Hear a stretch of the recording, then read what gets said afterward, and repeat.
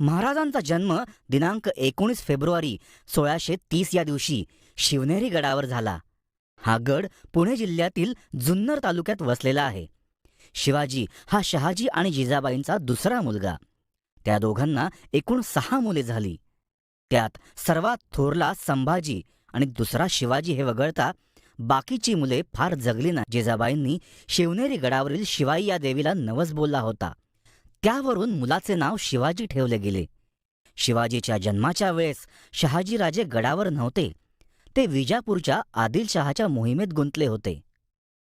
त्या काळात महाराष्ट्रावर अहमदनगरचा निजामशाह, विजापूरचा आदिलशाह आणि गोवळकोंड्याचा कुतुबशाह अशा तिघांची सत्ता होती. स्वतः शहाजीराजे हे त्या सुमारास आदिलशाह आणि पुढे निजामशाह यांच्या पदरी सेवेला होते. आदिलशहाने त्यांना पुणे प्रांताची जहागीर बहाल केली होती. मुघल सम्राटांच्या सेवेत असून देखील स्वतंत्र राज्य म्हणजेच स्वराज्याचे स्वप्न पाहणारे पहिले मराठे म्हणजे शहाजीराजे भोसले. महाराजांचा जन्म झाला त्याच सुमारास महाराष्ट्रात प्रचंड मोठा दुष्काळ पडला. शहाजीराजांना तर क्षणभरही उसंत नव्हती. ते आपल्या तान्ह्या मुलाला भेटले आणि लगेचच बऱ्हाणपूरच्या मोहिमेवर निघून गेले. त्या सुमारास पडलेला दुष्काळ फारच लांबला. गावेच्या गावे ओस पडली. पोटा पाण्याची चिंता गंभीर बनली. लोकच काय पण जनावरेही देशोधडीला लागली. जुन्नर गावात जे काही थोडे लोक मागे राहिले ते शिवनेरी गडावरच वस्तीला आले होते. त्यांची सर्व जबाबदारी शहाजीराजांनी उचलली. बाल शिवाजी शिवनेरीवर दिसामासाने मोठा होऊ लागला. गडावर फिरणे, जुन्नरच्या आसपास लेण्याद्री ओझरचा प्रदेश पायाखाली घालणे, घोड्यावर रपेट मारणे, अक्षरे लिहायला वाचायला शिकणे अशा अनेक गोष्टीत हळूहळू पारंगत झाला. आई जिजाबाईंकडून संत ज्ञानेश्वर, संत एकनाथ, रामायण, महाभारत यांच्या गोष्टी सतत ऐकल्यामुळे शिवाजींच्या मनात एक वेगळीच धारणा निर्माण झाली होती. त्यावेळेस पुणे प्रांताची जहागिरी शहाजीराजांकडे होती. तिचा कारभार त्यांनी दादोजी कोंडदेव या सुभेदाराकडे सोपवला आणि स्वतःसाठी कर्नाटकातील जहागिरी घेऊन ती आपल्या दोन्ही मुलांच्या नावे केली. शहाजीराजे यांनी स्वतः निर्माण केलेले राज्य म्हणजे कर्नाटकातील ती जहागिरी, शिवाय पुण्यातील जहागिरी होतीच. आदिलशहाकडे नोकरीला असूनही शहाजीराजांनी कर्नाटकातील राज्य स्वतः निर्माण केले होते. ते त्या जहागिरीचे राजे होते. शहाजीरे आदिलशाहीत खूप वजन होते. त्यांच्या शब्दांना मान होता. बाल शिवाजी 7 वर्षांचा झाल्यावर जिजाबाई त्यांना घेऊन पुणे येथे वास्तव्यास आल्या. त्यावेळी मुरार जगदेव याने पुणे जाळून त्याची अक्षरशः राख रांगोळी केली होती. पुण्यात जागोजागी फक्त भंगलेले अवशेष आणि ओसाड वस्त्या दिसत होत्या. पुणे उद्ध्वस्त झाले होते. मोठमोठ्या वास्तू, वाडे जमीनदोस्त होऊन पडले होते. पुण्यात आल्यावर राहायचे कुठे हाच प्रश्न शिवबाला पडला. त्याने जिजाबाईंना विचारले, मासाहेब, आपण कुठे राहायचे आहे? इथं तर एकही महाल, वाडा दिसत नाही. त्यावर जिजाबाईंनी उत्तर दिले, शिवबा, महाल किंवा वाडा आपण बांधायचा आहे. पुण्याची जहागिरी पाहणारे सुभेदार दादोजी कोंडदेव जिजाबाई आणि शिवबाई यांच्या बरोबर होतेच. त्यांनी वाड्यासाठी योग्य अशी जागा शोधली. त्या जागेचे रीतसर भूमिपूजन करण्यात आले. वाडा उभारणीला सुरुवात झाली. शिवबाचा तो भला मोठा वाडा पुण्याच्या मध्यवर्ती भागात बांधून तयार झाला. वाड्यात मोठी मोठी दालने, महाल, कोठ्या, स्वयंपाकघर, पागा, गोशाळा, भरपूर पाणी असलेली मोठी विहीर अशा सर्व सोयी होत्या. वाड्याच्या अगदी शेजारीच गणपतीचे मंदिर बांधले. त्या वाड्याचे नाव लाल महाल. दादोजी कोंडदेवांच्या देखरेखीखाली पुणे हळूहळू पूर्वपदावर येऊ लागले. बाल शिवबाला हे एक वेगळेच पण महत्त्वाचे प्रशिक्षणच मिळाले. एखादे गाव बसवण्याचे, स्वतःचे राज्य उभारायचे तर अशी गावेच्या गावे निर्माण करायची असतात हे त्याला कळाले. अशा रीतीने शिवबाचे नव्याने उभारलेल्या पुण्यात बस्तान बसले. काही वर्षे गेली. शिवाजी 10 वर्षांचा झाला. 1640 मध्ये फलटणच्या मुधोजी निंबाळकर यांची 7 वर्षांची कन्या सई हिच्याशी त्याचा विवाह झाला. या विवाह सोहळ्यालाही शहाजीराजे हजर राहू शकले नाहीत. राजांचे मोठे भाऊ संभाजी देखील आपल्या वडिलांबरोबरच राहत असल्यामुळे तो देखील येऊ शकला नाही. शहाजीराजे विजापूरच्या मोहिमेत गुंतले होते. जिजाबाई आणि संभाजी या मायलेकरांची तब्बल 11 वर्षे भेट नव्हती. शिवाजी महाराज आणि सईबाईंच्या विवाहानंतर काही दिवसांनी शहाजी राजांनी जिजाबाईंना व त्यांना कर्नाटकात बंगळूरला येण्याची आज्ञा केली. त्यानुसार ते दोघे निघाले. सईबाईंची फलटणला माहेरी पाठवणी करण्यात आली. बंगळूरच्या निमित्ताने महाराजांनी प्रथमच आदिलशहाच्या साम्राज्यात प्रवेश केला. बंगळूर शहराचे त्याला मोठे अप्रूप वाटत होते. इतके मोठे शहर, प्रचंड मोठी बाजारपेठ, शहाजीराजे राहत होते तो प्रशस्त राजेशाही वाडा, हे पाहून महाराजांचे डोळेच दिपून गेले. एकदा संभाजीच्या सोबत बंगळूरमधील बाजारपेठेत फिरताना महाराजांना 2 गोरेपान उंच इसम दिसले. त्यांच्या डोक्यांवर केसांचे टोप होते. त्यांनी संभाजीला विचारले, दादा, ते कोण आहेत? संभाजीने उत्तर दिले, ते फिरंगी व्यापारी. 7 समुद्रापलीकडून इथे व्यापार करायला येतात. त्यावर त्यांनी विचारले, कशासाठी? व्यापार करायला त्यांचा मुलूक नाही का? या प्रश्नाचे संभाजीकडे उत्तर नव्हते, पण त्यांच्या मनात तो प्रश्न तसाच राहिला. पण 2-3 दिवसांनी तेच 2 फिरंगी व्यापारी शहाजी राजांना भेटायला महालात आले. ते शस्त्रास्त्राचे व्यापारी होते. शहाजी राजांनी त्यांच्याकडून 2 मोठ्या बंदुका घेतल्या. त्यातील एक बंदूक त्यांनी महाराजांना दिली आणि तिचे प्रशिक्षण देण्यासाठी एका हवालदाराला नेमले. त्यानंतर त्यांचे रीतसर युद्ध प्रशिक्षणही सुरू झाले. बंगळुरात 2 वर्षे राहून शिवाजीराजे पुण्याला परतले. त्यावेळेस त्यांचे वय अवघे 12 वर्षे इतकेच असले तरीही पुण्याच्या राज्यकारभाराची संपूर्ण जबाबदारी त्यांनी आपल्या खांद्यावर घेतली. गावातील मोठमोठी मंडळी जसे कुलकर्णी, पाटील, देसाई, देशपांडे, देशमुख यांच्याशी ते स्वतः चर्चा करू लागले. त्यांनी पुण्याच्या कारभाराला स्वतःला वाहूनच घेतले. दादोजी पंतांबरोबर मावळ प्रांतात फिरताना त्यांचे लक्ष नेहमी गड किल्ल्यांकडे जायचे. उंच, भक्कम, आकाशाशी स्पर्धा करणारे ते गडकिल्ले शिवाजी राजांना आकर्षित करून घेत होते. त्यांच्यात कुठली तरी शक्ती आहे असे त्यांना वाटत होते. एकदा शिवाजीराजांनी दादोजी पंतांना विचारले, पंत, हे गडकिल्ले कोणाचे आहेत? त्यावर पंत उत्तरले, ते आदिलशहाचे आहेत. पंतांचे उत्तर ऐकून महाराजांना आश्चर्य वाटले. ज्या भागात आपली जहागिरी आहे त्या भागातील गड मात्र आदिलशहाचे कसे? हे गणित त्यांना समजले नाही. शिवाजीराजे त्यावरच विचार करीत राहिले. शिवाजीराजांनी पुण्याचा कारभार हातात घेतला आणि तेव्हापासून ते काही विलक्षण, आश्चर्यकारक निर्णय घेऊ लागले. लहान वयात ही एवढी अफाट निर्णय क्षमता पाहून त्यांच्या आजूबाजूचे सरदार चक्रावून जात. एकदा एक लोहार त्यांच्याकडे आला. त्याचे नाव भीमा लोहार. जंगलातून येताना त्याने एक लांडगा मारला होता आणि त्याची शेपटी तोडून आणली होती. त्या परिसरातील लांडग्यांचा उपद्रव थांबवण्यासाठी दादोजी कोंडेवांनी एक नामी युक्ती शोधून काढली होती. जो कोणी लांडग्याला मारून त्याची शेपूट आणून दाखवील त्याला महाराजांच्या ब्राह्मणाकडून बक्षीस मिळेल, अशी त्यांनी घोषणा केली. ती घोषणा ऐकून भीमा लोहाराने लांडग्याची शिकार करून त्याची शेपूट आणली आणि शिवाजीराजांना दाखवली. शिवाजीराजांनी त्या भीमा लोहाराला बक्षिसी तर दिलीच, पण त्याला आपल्या पदरी ठेवून घेतले आणि त्याच्यावर लोहार शालेची जबाबदारी सोपवली. शिवाजीराजांनी अशा अनेक गरीब कष्टकरी हातांना आपल्या दरबारी विश्वासाने कामाला ठेवून घेतले. त्यात त्यांनी गरीब, श्रीमंत किंवा जातपात असा भेदभाव अजिबात केला नाही. स्वराज्य स्थापन करणे म्हणजे आदिलशहाशी संघर्ष करणे हे अटळ होते. शिवाजीराजांना अनेक जण येऊन मिळत होते. त्यांचा मित्रपरिवार वाढत होता. त्यात 12 मावळ प्रांतातील भिन्न भिन्न जाती धर्मांचे लोक सामील होत होते.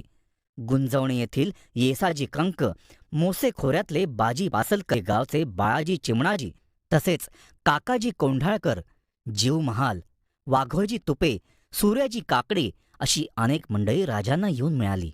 सगळ्यात महत्त्वाचे म्हणजे शिवाजी महाराजांचे नाव आणि लोकप्रियता वाढू लागली होती.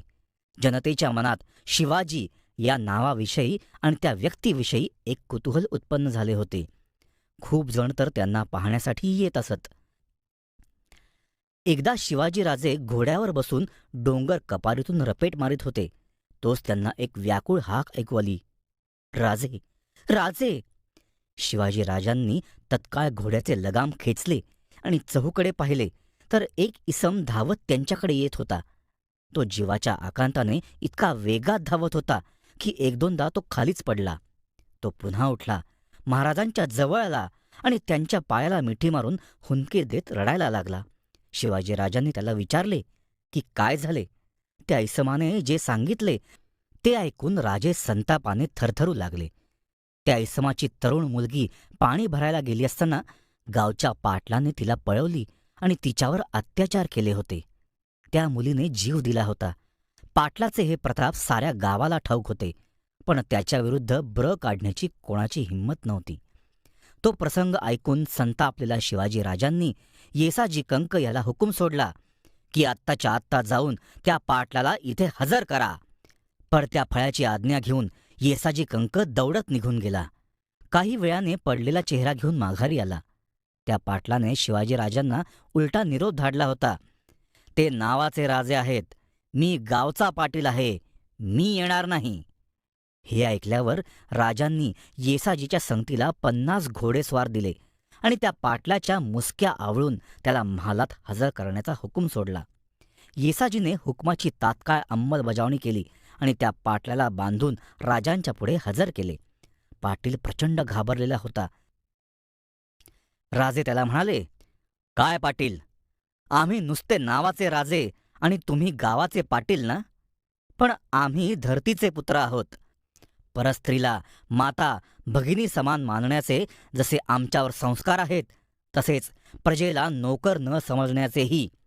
नीट ऐकून ठेवा, प्रजा ही आपल्याला पोरासारखी असते. तुम्ही आम्ही तिचे पालन करते असतो. तुम्ही तर गावचे पाटील म्हणवता, मग आपल्याच प्रजेवर बलात्कार कसा करता? हा तर मुसलमानी रिवाज झाला की. महाराजांचे ते बोचरे शब्द ऐकून पाटलाच्या डोळ्यातून घळाघळा अश्रूच व्हायला लागले. तो पुन्हा पुन्हा महाराजांची माफी मागू लागला. महाराजांनी किंचितही दयामाया न दाखवता त्या पाटलाचे हात पाय तोडून त्याची त्याच्याच गावात गाढवावरून धिंड काढण्याची कठोर शिक्षा फरमावली. दुसऱ्या दिवशी ही बातमी साऱ्या पुणे आणि आसपासच्या गावात वाऱ्यासारखी पसरली. ती ऐकून प्रत्येक गावच्या पाटील आणि देशमुखाच्या तोंडचे पाणीच पळाले. सर्वसामान्य लोक मात्र खुश झाले. शिवाजीराजांच्या रूपात त्यांना आपला पालनकर्ताच मिळाला. पुण्याच्या आसपास असलेली आळंदी आणि जेजुरी ही मंदिरे महाराजांना विशेष आवडायची. ते वरचेवर त्या मंदिरांना भेट देत असत. पण त्यांचे सगळ्यात आवडते देऊळ होते रोहिडेश्वर येथील शंकराचे. पुण्याजवळील भोर गावात रोहिडेश्वर किल्ला होता. त्या किल्ल्यावर हे प्राचीन देऊळ वसलेले होते. महाराज रोहिडेश्वरावर नेहमी जात असत. तेथे महादेवाच्या मूर्तीपुढे नतमस्तक झाल्यावर त्यांच्या मनातील खळबळ तात्पुरती का होईना शांत व्हायची. आपण फक्त नावाचे राजे आहोत. या मुलखावर आदिलशाहीची हुकूमत चालते. त्यांनी आक्रमण केले की कोणी काहीही करू शकत नाही. येथील जनता जणू काही निर्जीव पडलेली असते. आपल्यावर होणाऱ्या अन्यायाची तिला जाण नाही. मुळात जनतेत एकी नाही.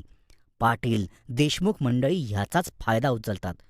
ही मंडळी देखील आदिलशहाच्या शाही फौजांना कायमची शरण आलेली दिसतात. त्या मंडळींना विश्वासात घेऊन एकत्रित करायला हवे.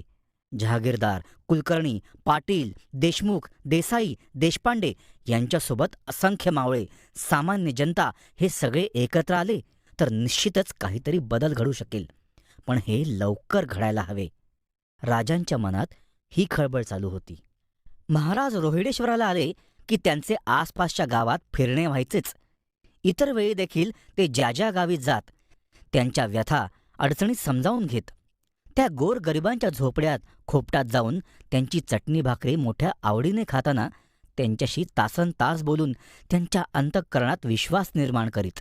शेती, पीक पाणी याविषयी जाणून घेत. कोंढाणा गडावर शहाजीराजांनी लष्करी केंद्र बनवले होते आणि त्याची व्यवस्था दादोजी कोंडेव पाहत होते. दादोजींच्या मृत्यूनंतर शिवाजी महाराजांनी तातडीने कोंढाणा स्वराज्यात सामील करून घेतला. आता त्यांचे लक्ष पुरंदरगडाकडे गेले. पुण्याजवळ सासवड गावी वसलेला पुरंदरगड. पुरंदरावर भरपूर प्रमाणात संपत्ती, तोफा, बंदुका, हत्यारे आणि दारूखाना होता. गडाची व्यवस्था पूर्वी महादजी नीलकंठ यांच्याकडे होती. ते शहाजीराजांचे निकटचे स्नेही होते. महादजी नीलकंठ यांच्या मृत्यूनंतर त्यांचे 3 मुलगे निळोजी, शंकराजी आणि पिलाजी हे पुरंदरचे वारस बनले होते. पण मोठा भाऊ निळोजी मात्र आपल्या भावांना पुरंदरचा हिस्सा आणि उत्पन्न देण्यास अजिबात तयार नव्हता. या 3 भावांच्या मनात शिवाजी महाराजांविषयी मात्र नितांत आदर होता. तीन भावांमधल्या भाऊबंदकीचा फायदा उठवीत त्यांनी पुरंदरावर स्वारी केली. संपत्तीमधील वाटा मिळावा यासाठी तीन सख्खे बंधू कुठल्याही थराला जायला तयार आहेत याची त्यांना कल्पना आली होतीच. हीच गोष्ट त्यांच्या पथ्यावर पडली. पुरंदर स्वराज्यात सामील झाला. शिवाजी महाराजांच्या ताब्यात आलेला एक महत्वाचा मोठा असा तो गड होता. पण केवळ एवढेच करून महाराज थांबले नाहीत. त्यांनी तिन्ही भावांना एकत्र बोलावले आणि त्यांच्यात सामोपचारही घडवून आणला. इतकेच नाही तर त्यांनी तिन्ही भावांना त्यांच्या वाटणीची पुरंदरची वतनदारीही देऊ केली. फक्त गड मात्र स्वराज्याकडे ठेवला. शिवाजी महाराजांच्या असामान्य दूरदृष्टीचे हे एक उदाहरणच. पुरंदरापाठोपाठ शिवाजी महाराजांनी चाकण ताब्यात घेतले. असे एक एक करीत स्वराज्याची भक्कम भिंत उभारली जाऊ लागली. रोहिडेश्वर, तोरणा, कोंढाणा, पुरंदर आणि चाकण या सर्व मोहिमांमध्ये शक्तीपेक्षा युक्तीचाच अधिक वापर होता आणि तसे करणे क्रमप्राप्तही होते. कारण शिवाजी महाराजांचे सैन्य अद्याप फार मोठे नव्हते. जेमतेम 7,000 मावळे त्यांच्या दिमतीला होते. त्यांना हाताशी घेऊन आदिलशहाच्या अफाट सैन्याशी युद्ध करणे केवळ अशक्यच होते. शिवाजी महाराजांनी स्वराज्य स्थापनेची सुरुवात करताना अतिशय सावधानता बाळगली होती. सगळ्यात आधी त्यांनी पुणे आणि आसपासच्या परिसरावर लक्ष केंद्रित केले. त्या भागातले गडकिल्ले ताब्यात घेतले. त्यांना विजापूरहून निरोप आला की आदिलशहाचा मुख्य सरदार फत्तेखान तातडीने इकडे येण्यास निघाला आहे. तो निरोप ऐकून शिवाजी महाराज जराही विचलित झाले नाहीत. त्यांनी नेहमीच्या धीरोदात्तपणे तयारी सुरू केली. बाजी पासलकर याला बोलवून घेतले आणि म्हणाले, बाजी, फत्तेखान आमच्या भेटीस येतो आहे. जरा उशीरच झालाय, पण आम्ही त्याच्या भेटीस आतुर आहोत. चला, तयारीला लागा. फत्तेखानाला पुरंदरावर भेटूयात. तुम्ही नेतृत्व करावे. शिवाजी महाराजांना काय म्हणायचे ते बाजी पासलकरला लगेच समजले. तो आनंदानं तयार झाला. शिवाजी महाराजांना मुजरा करून बाजी म्हणाला, महाराज, मनगट शाबूत आहे, फक्त आज्ञा करावी. ही लढाई करण्याआधी शिवाजी महाराजांनी आपला पुण्याचा सर्व खजिना तातडीने तोरणा किल्ल्यावर हलवला. बाजी, तानाजी, फिरंगोजी आणि बाकीच्या मावळ्यांना पटापट सूचना गेल्या. शिवाजी महाराज पुण्याहून पुरंदरावर निघाले फत्तेखानाचा समाचार घेण्यासाठी. ही स्वराज्याची पहिलीच लढाई असणार होती. त्यामुळे तर सगळ्यांच्या अंगात दुप्पट उत्साह संचारला होता. शिवाजी महाराजांचे मावळे आदिलशहाच्या फत्तेखान, फाजलशाह, असफशाह या सरदारांच्या सैन्यावर अक्षरशः तुटून पडले. हर हर महादेवच्या गर्जनेने आदिलशाही सैन्य गांगरून गेले. मराठ्यांकडून इतक्या प्रखर आणि कडव्या आक्रमणाची त्यांना स्वप्नातही अपेक्षा नव्हती. बाजी पासलकरच्या नेतृत्वाखाली मराठ्यांनी ही लढाई जिंकली. पुरंदरावर भरपूर लूट गोळा केली आणि स्वराज्याच्या चरणी अर्पण केली. पुरंदरगड स्वराज्यात आला. पण पुरंदरावर फत्तेखानाच्या सैन्याशी जीवाची बाजी लावून लढणारे बाजी पासलकर मात्र कायमचे गमावले. याचे शिवाजी महाराजांना खूप दुःख झाले. पुरंदरासारखा मोठा गड हाती आला, पण बाजी पासलकरसारखा मोहरा मात्र गमावला. 18 वर्षे वयाच्या शिवाजीच्या मांडीवर 65 वर्षांच्या बाजी पासलकरने प्राण सोडला. पुरंदरावर फत्तेखानाला पराभूत केल्याची बातमी आदिलशाहीत पोचली. त्यामुळे आदिलशहा चवताळून उठला. गेले काही दिवस शिवाजी महाराजांच्या पराक्रमाच्या बातम्या त्याच्या कानी येत होत्या. त्यामुळे आधीच त्याची झोप उडाली होती. म्हणून त्याने फत्तेखानाला पाठवले, तर शिवाजीने त्यालाही पळवून लावले होते. ते कळाल्यावर तर आदिलशहाची बैचेनी अधिकच वाढली आणि त्याचा व्हायचा तोच परिणाम झाला. शहाजीराजे आदिलशहाच्या सेवेत होते. आपल्या मुलाच्या पराक्रमाची सजा त्यांना भोगावी लागली. आदिलशहाने शहाजीराजांना पकडून कैदेत टाकले. पण हे कृत्य त्याने अतिशय विश्वासघाताने केले होते. एके दिवशी शहाजीराजे त्यांच्या छावणीत रात्री झोपले असताना आदिलशहाचा महाबलशाली सरदार अफजल खान याने त्यांच्या छावणीत शिरून त्यांना कैद केले होते. आपल्या वडिलांच्या कैदेची वार्ता इकडे शिवाजी महाराजांना समजली. आदिलशहाने फार वाईट डाव खेळला होता. असेच्या असे उठावे आणि विजापूरवर चाल करून जावे असे शिवाजी महाराजांना वाटले. खरे म्हणजे शहाजीराजांनी त्यांचा सर्वाधिक काळ आदिलशाहीच्या सेवेत घालवला होता. 30 वर्षे ते आदिलशाहीत होते. आपल्या सेवेत त्यांनी कधीच कुठलीच कसूर ठेवली नव्हती. म्हणूनच आपल्या वडिलांचा असा विश्वासघात केलेला शिवाजी महाराजांना अजिबात खपणे शक्य नव्हते. अफजल खानाचा वध करण्यासाठी त्यांचे हात शिवशिवू लागले. शहाजीराजांना कैदेत ठेवल्याची वार्ता समजल्यापासून जिजाबाई सईबाई सुद्धा चिंतेने ग्रासून गेल्या होत्या. शहाजीराजे सुरक्षित राहावेत यासाठी त्या दोघी सतत श्री गणेशाची प्रार्थना करीत होत्या, त्याला अभिषेक करीत होत्या. शिवाजी महाराज द्विधा मनस्थितीत पडले होते. विजापूर हल्ला करावा की आणखी काही वेगळा विचार करून पावले टाकावीत याबाबत त्यांचा निर्णय होत नव्हता. अर्थात विजापूरवर हल्ला करून जाणे हे तेवढे सोपे नव्हते, उलट ते अधिक जोखमीचे होते. विजापूरचे आदिलशाही सैन्य अफाट होते. शिवाय विजापूर हा त्यांचा प्रांत होता. थेट हल्ला केला असता तर त्यात मराठ्यांचा पराभव होण्याची शक्यता होती. खूप विचार करून शिवाजी महाराजांनी एक बैठक बोलावली. पंत, डबीर, अमात्य, पेशवे सारेजण तातडीने हजर झाले. शिवाजींच्या राज्यकारभारात जिजाबाई स्वतः जातीने लक्ष घालीत असत. त्याही बैठकीला आल्या होत्या. या बैठकीत शिवाजी महाराजांनी आपला विचार मांडला. ते म्हणाले, आपण विजापूरवर चाल करून जाण्याचे ठरवले तर काय होईल? त्यावर सर्वांनीच ते आत्मघातकीपणाचे ठरेल अशी प्रतिक्रिया दिली. शिवाजी महाराजांना हीच प्रतिक्रिया अपेक्षित होती. त्यांनी बैठकीत आणखी एक प्रस्ताव मांडला व विचारले, समजा आपण आदिलशाहीशी तह करायचे ठरवले तर? त्यावरही सर्वांनी नकारात्मक प्रतिक्रिया दिली. मग शिवाजी म्हणाले, ठीक आहे, थेट युद्ध आणि तह हे दोन्ही नको. विजापूरच्या दरबारी एक खलिता पाठवा की आम्ही जी स्वराज्याची मोहीम मांडली आहे त्याविषयी सविस्तर बोलण्याकरता आम्ही स्वतः विजापूरला येत आहोत, त्याची परवानगी द्यावी. शिवाजी महाराजांच्या आदेशानुसार विजापूरला खलिता पाठवण्यात आला. पण खूप दिवस उलटले तरीही त्या खलित्याला काहीच उत्तर आले नाही. शहाजीराजे अद्यापही कैदेतच होते. त्यांच्या भोवती अफजल खानाचा सक्त पहारा होता. न जाणो अफजल खानाने काही दगलबाजी केली तर? या चिंतेने शिवाजी महाराजांची अस्वस्थता सतत वाढत होती. याच दरम्यान त्यांची अचानक भेट झाली ती संत तुकाराम महाराज यांच्याशी, देहू आळंदी येथे. तुकाराम महाराजांच्या भेटीने व आशीर्वादाने शिवाजी महाराज धन्य झाले. त्यांची अस्वस्थता दूर झाली. त्या थोर संताने महाराजांना आशीर्वाद देताना म्हटले, राजे, तुम्ही हाती घेतलेले कार्य अलौकिक आहे. ते कार्य सिद्धीस जाणार यात शंकाच नको. भवानी माता सदैव तुमच्या पाठीशी आहे. तुमचे कार्य तडीस नेण्यास माऊली समर्थ आहे. तुकारामांच्या त्या धीरोदात्त आशीर्वादाने शिवाजी महाराजांना खूप धैर्य आले. त्यांचे मन शांत झाले. शिवाजी महाराज ज्या विजापूरच्या खलित्याची आतुरतेने वाट पाहत होते तो खलिता एक दिवस आला. त्यात शहाजी राजांची मुक्तता केल्याचे लिहिले होते, पण काही अटी घातल्या होत्या. त्यातील मुख्य अट होती की शिवाजीने कोंढाणा आदिलशाहीला परत करावा. शिवाजी महाराजांनी एक ठाम विचार केला आणि कोंढाणा आदिलशाहीला परत देण्याची अट मान्य केली. ते आपल्या साथीदारांना म्हणाले, स्वराज्यात कधीही निर्भय सुख मिळत नसते हे ध्यानात ठेवा. एक कोंढाणा गेला तर जाऊ देत, तो परत मिळवता येईल. पण आपल्याला असे अजून 200 गड जिंकायचे आहेत, त्यावर लक्ष केंद्रित करू. ही शिवाजी महाराजांनी घेतलेली पहिली यशस्वी माघार होती. तो राजकारणाचाच एक भाग होता. नुकताच हाती आलेला कोंढाणा गड लगेच परत देऊन टाकायचा या विचाराने त्यांचे साथीदार दुःखी झाले. पण महाराजांची राजनीतीच वेगळी होती. आपल्या वडिलांची, शहाजीराजांची सुटका करणे त्यांना महत्त्वाचे वाटत होते. पण आता यापुढील काही दिवस तरी आदिलशाही शांत राहील, थोडी बेसावधही राहील, हा सुद्धा एक वेगळा विचार होताच. कोंढाणा आदिलशाहीला परत देऊन टाकल्यावर शिवाजी महाराजांना थोडी स्वस्थता लाभली. आता त्यांनी आपले सारे लक्ष राज्याची व्यवस्था लावण्यावर केंद्रित केले.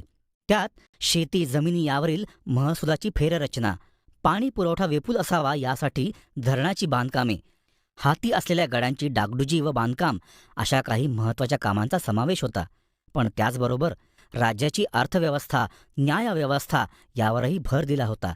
शेतकऱ्यांना जमिनीसाठी कर्ज पुरवणे, गुरे, अवजारे घेण्यासाठी गरीब शेतकऱ्यांना विशेष आर्थिक मदत करणे, जमिनींची पुनर्रचना करणे या गोष्टींवर शिवाजी महाराजांनी विशेष लक्ष दिले. सगळ्यात महत्त्वाचे म्हणजे नियोजनबद्ध शासन व्यवस्था तयार केली. त्यामुळे जो कोणी सरपंच, पाटील, देशमुख किंवा तत्सम अधिकारी सर्वसामान्य जनतेची पिळवणूक करील त्याला कडक शिक्षा केली जाईल हा वटहुकूमच निघाला आणि त्याची अंमलबजावणी सुरू झाली.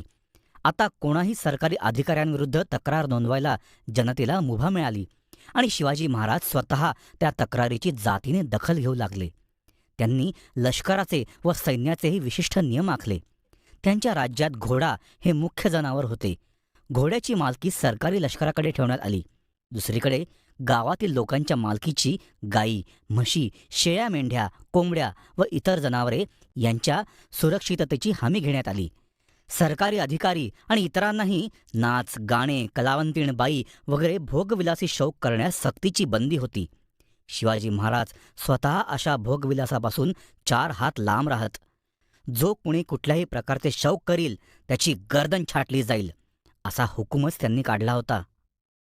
याच दरम्यान शिवाजी महाराजांना एक दुःखद बातमी कळली.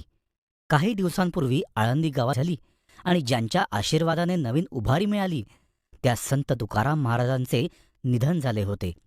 ही बातमी कानी पडताच शिवाजी महाराज अतिशय अस्वस्थ झाले. त्यांच्या डोळ्यातून अश्रुधारा वाहू लागल्या. त्यांची आणि तुकारामांची केवळ 1-2दाच भेट झाली होती, पण त्याही भेटीत ते तुकारामांच्या निर्मळ शांत व्यक्तिमत्वाने भारावून गेले होते. पुण्यापासून जवळच जावळी आणि कोयना ही 2 खोरी होती. शिवाजी महाराजांचे त्यावर बारकाईने लक्ष होते. त्या खोऱ्यांपासून जवळच महाबळेश्वर, मकरंदगड आणि मंगळगड ही गावे होती. जावळीचे खोरे चंद्रराव मोरे यांच्या ताब्यात होते. आदिलशहाला जावळी जिंकायची होती, पण ते अद्याप जमले नव्हते. चंद्रराव मोरे जावळी चालवित होते, पण शिवाजी महाराजांचे त्यांच्यावर विशेष लक्ष होते. कारण मोरे यांनी जावळीत अनेक वाईट कृत्ये सुरू केली होती, जी स्वराज्यासाठी घातक आणि प्रजेसाठीही अन्यायकारक होती. वास्तविक मोरे यांना जावळीचा कारभार शिवाजी महाराजांनीच सांभाळायला दिला होता, पण मोऱ्यांनी आपल्या अधिकाराचा गैरवापर सुरू केला होता. काहीच दिवसांनी अफझल खानही जावळीवर चाल करून येणार आहे ही वार्ताही शिवाजी महाराजांना कळली. त्यांनी तातडीने बैठक बोलावली. बैठकीला कान्होजी जेधे, येसाजी कंक, दादाजी नरसप्रभू आदी लोक हजर झाले. कान्होजी जेधे हे आधीपासूनच शहाजी राजांचे एकनिष्ठ सरदार होते. त्यांच्या सांगण्यावरूनच ते शिवाजी महाराजांच्या सेवेत आले होते. शिवाजीने स्वराज्याचे कार्य हाती घेतल्यापासून कान्होजीने त्यांना मावळ प्रांतातील अनेक ग्रामस्थ प्रमुखांचा पाठिंबा मिळवून दिला होता. जावळी खोऱ्याची प्रत्येक बारीक सारीक खबर कान्होजींना असायची. त्यासंबंधीची चर्चा करण्यासाठी शिवाजी महाराजांनी ही बैठक बोलावली होती. कान्होजीने जावळीत चंद्रराव मोरे काय काय उपद्व्याप करीत आहेत त्याविषयी सारा तपशील दिला. ते ऐकून शिवाजी महाराज अतिशय अस्वस्थ झाले. चंद्रराव मोऱ्यांचा काहीतरी बंदोबस्त करणे आवश्यकच होते. तानाजी, येसाजी यांनी तर चंद्रराव मोऱ्यांवर हल्लाच करावा असे मत व्यक्त केले. शिवाजी महाराजांनाही अन्य कुठला पर्याय दिसत नव्हता. त्यासाठी खोऱ्यात लपून बसलेले आपले मावळे तलवारीसहित सज्ज होतेच आणि शिवाजी महाराजांना जसे वाटले होते तसेच झाले. जावळीत लहानशी लढाईच झाली. मावळ्यांनी चंद्रराव मोऱ्यांवर हल्ला चढवला. मावळ्यांनी हातातल्या तलवारीने कापाकापी सुरू केली. अखेर मावळे जिंकले. चंद्रराव मोरे आपल्या बायका पोरांसह जावळी सोडून पळून गेले. जावळी स्वराज्यात आली. या लढाईत एक मर्द मराठा मावळा अतिशय निकराने लढला. त्याचे शौर्य बघून शिवाजी महाराज इतके प्रभावित झाले की त्यांनी त्या मावळ्याला आपल्या मराठा सैन्यात दाखल करून घेतले. त्याचे नाव होते मुरार बाजी देशपांडे. त्यातून स्वराज्याला खूप मोठी संपत्ती, घोड्यांची भली मोठी पागा आणि मुरारबाजीसारखा शूर योद्धा मिळाला. त्याचबरोबर चंद्रराव मोरे यांच्याकडचे अनेक लोकही राजांच्या सेवेत सामील झाले. शिवाजी महाराजांना आनंद झाला. शिवाजी महाराजांनी जावळी खोरे जिंकून ताब्यात घेतले. त्यामुळे एक फार मोठा मुलूक राज्याला मिळाला. त्यानंतर महाराजांच्या दृष्टीला एक गड पडला. त्याचे नाव रायरीगड. रायरीगड हा कोकणपट्टीजवळचा एक मोठा गड. मोहिमांवर येत जात असताना शिवाजी महाराजांनी तो अनेकदा दुरूनही पाहिला होता. पण ते जेव्हा प्रत्यक्ष गडावर गेले तेव्हा त्यांना तो गड आणि एकूण परिसर अतिशय आवडला. कोकण म्हणजे समुद्रकिनारा, आजूबाजूला घाटांचे रस्ते, पावसाची तर चिंताच नाही. पण सगळ्याहूनही महाराजांच्या नजरेत भरली ती रायगडाची उंची. हा गड चढायला अतिशय कठीण आणि उंच होता. शत्रूला तिथे येणे सहजासहजी शक्यच नव्हते. रायरीगड पाहून शिवाजी महाराज इतके भारावून गेले की त्यांनी याच गडावर आपला मुख्य दरबार स्थापन करण्याचे ठरवले. रायरीगडाचे नवे नाव रायगड असे ठेवले. पुढे खूप वर्षांनी रायगड ही शिवाजी महाराजांची राजधानी झाली. आदिलशाहीचा बलाढ्य सरदार अफझल खान शिवाजी महाराजांवर चाल करून येण्यास निघाला. पण त्याआधी अफझल खानाने एक विश्वासघातकी कृत्य केले. कर्नाटकात कनकगिरीच्या मोहिमेवर असताना त्याने शिवाजी महाराजांचे थोरले भाऊ संभाजी यांना कपटाने ठार मारले. इकडे दक्षिण प्रांतात शिवाजी महाराजांनी स्वराज्याचे कार्य हाती घेतले होते. त्याचा सूड अफझल खानाने उगवला. त्याने संभाजीला बेसावत क्षणी ठार केले. ही दुःखद वार्ता शिवाजी महाराजांना कळाली तेव्हा त्यांच्या दुःखाला पारावारच उरला नाही. जिजाबाईंनी तर टाहोच फोडला. आपल्या या थोरल्या मुलावर जिजाबाईंचे अतिशय प्रेम होते. त्या संभाजीला लाडाने शंभूबाळ असे म्हणत. फक्त 30 वर्षे वयाच्या संभाजीला अफझल खानाने निर्दयीपणाने मारले. खरे म्हणजे संभाजी आणि शिवाजी हे सख्खे भाऊ, पण त्यांना एकमेकांचा प्रत्यक्ष सहवास अगदीच कमी लाभला होता. संभाजी कर्नाटकात तर शिवाजी महाराष्ट्रात असल्यामुळे दोघांच्या फार भेटी होत नसत, पण तरीही त्या दोघांचे एकमेकांवर अकृत्रिम प्रेम होते. संभाजी शहाजी राजांच्या बरोबर कर्नाटकात बंगळूर येथे राहत होता. आपल्या मोठ्या भावाच्या मृत्यूने शिवाजी महाराज अतिशय दुःखी झाले आणि संतापले. आता त्यांच्या डोळ्यासमोर एकच लक्ष्य होते, अफझल खानाचा वध. यानंतर 1-2 वर्षांनी सईबाईंना मुलगा झाला. जिजाबाईंच्या मनात संभाजींच्या मृत्यूचे दुःख अद्यापही ताजे होते. त्याची आठवण म्हणून त्यांनी आपल्या या नातवाचे नाव संभाजी असे ठेवले. शिवाजी महाराजांचा पुत्र संभाजी, त्यालाही सर्वजण शंभूबाळ, शंभूराजे असेच म्हणू लागले. संभाजीचा जन्म झाला, पण हे बाळणपण मात्र सईबाईंना अजिबात मानवले नाही. संभाजींच्या जन्मानंतर सईबाई दिवसेंदिवस अधिकच अशक्त दिसू लागल्या. त्या सतत आजारी पडू लागल्या आणि त्यांचा आजार वाढतच गेला. त्यांना अंथरुणातून उठणेही अशक्य झाले. एकीकडे शिवाजी महाराज अहोरात्र स्वराज्यात आणि मोहिमेत गुंतलेले, दुसरीकडे सईबाईंचा असाध्य असा आजार आणि नुकताच जन्मलेला संभाजी. या स्थितीतही महाराजांनी आपल्या मोहिमांनाच अधिक प्राधान्य दिले. कौटुंबिक चिंता मनाच्या खोल कप्प्यात दडवून ठेवल्या.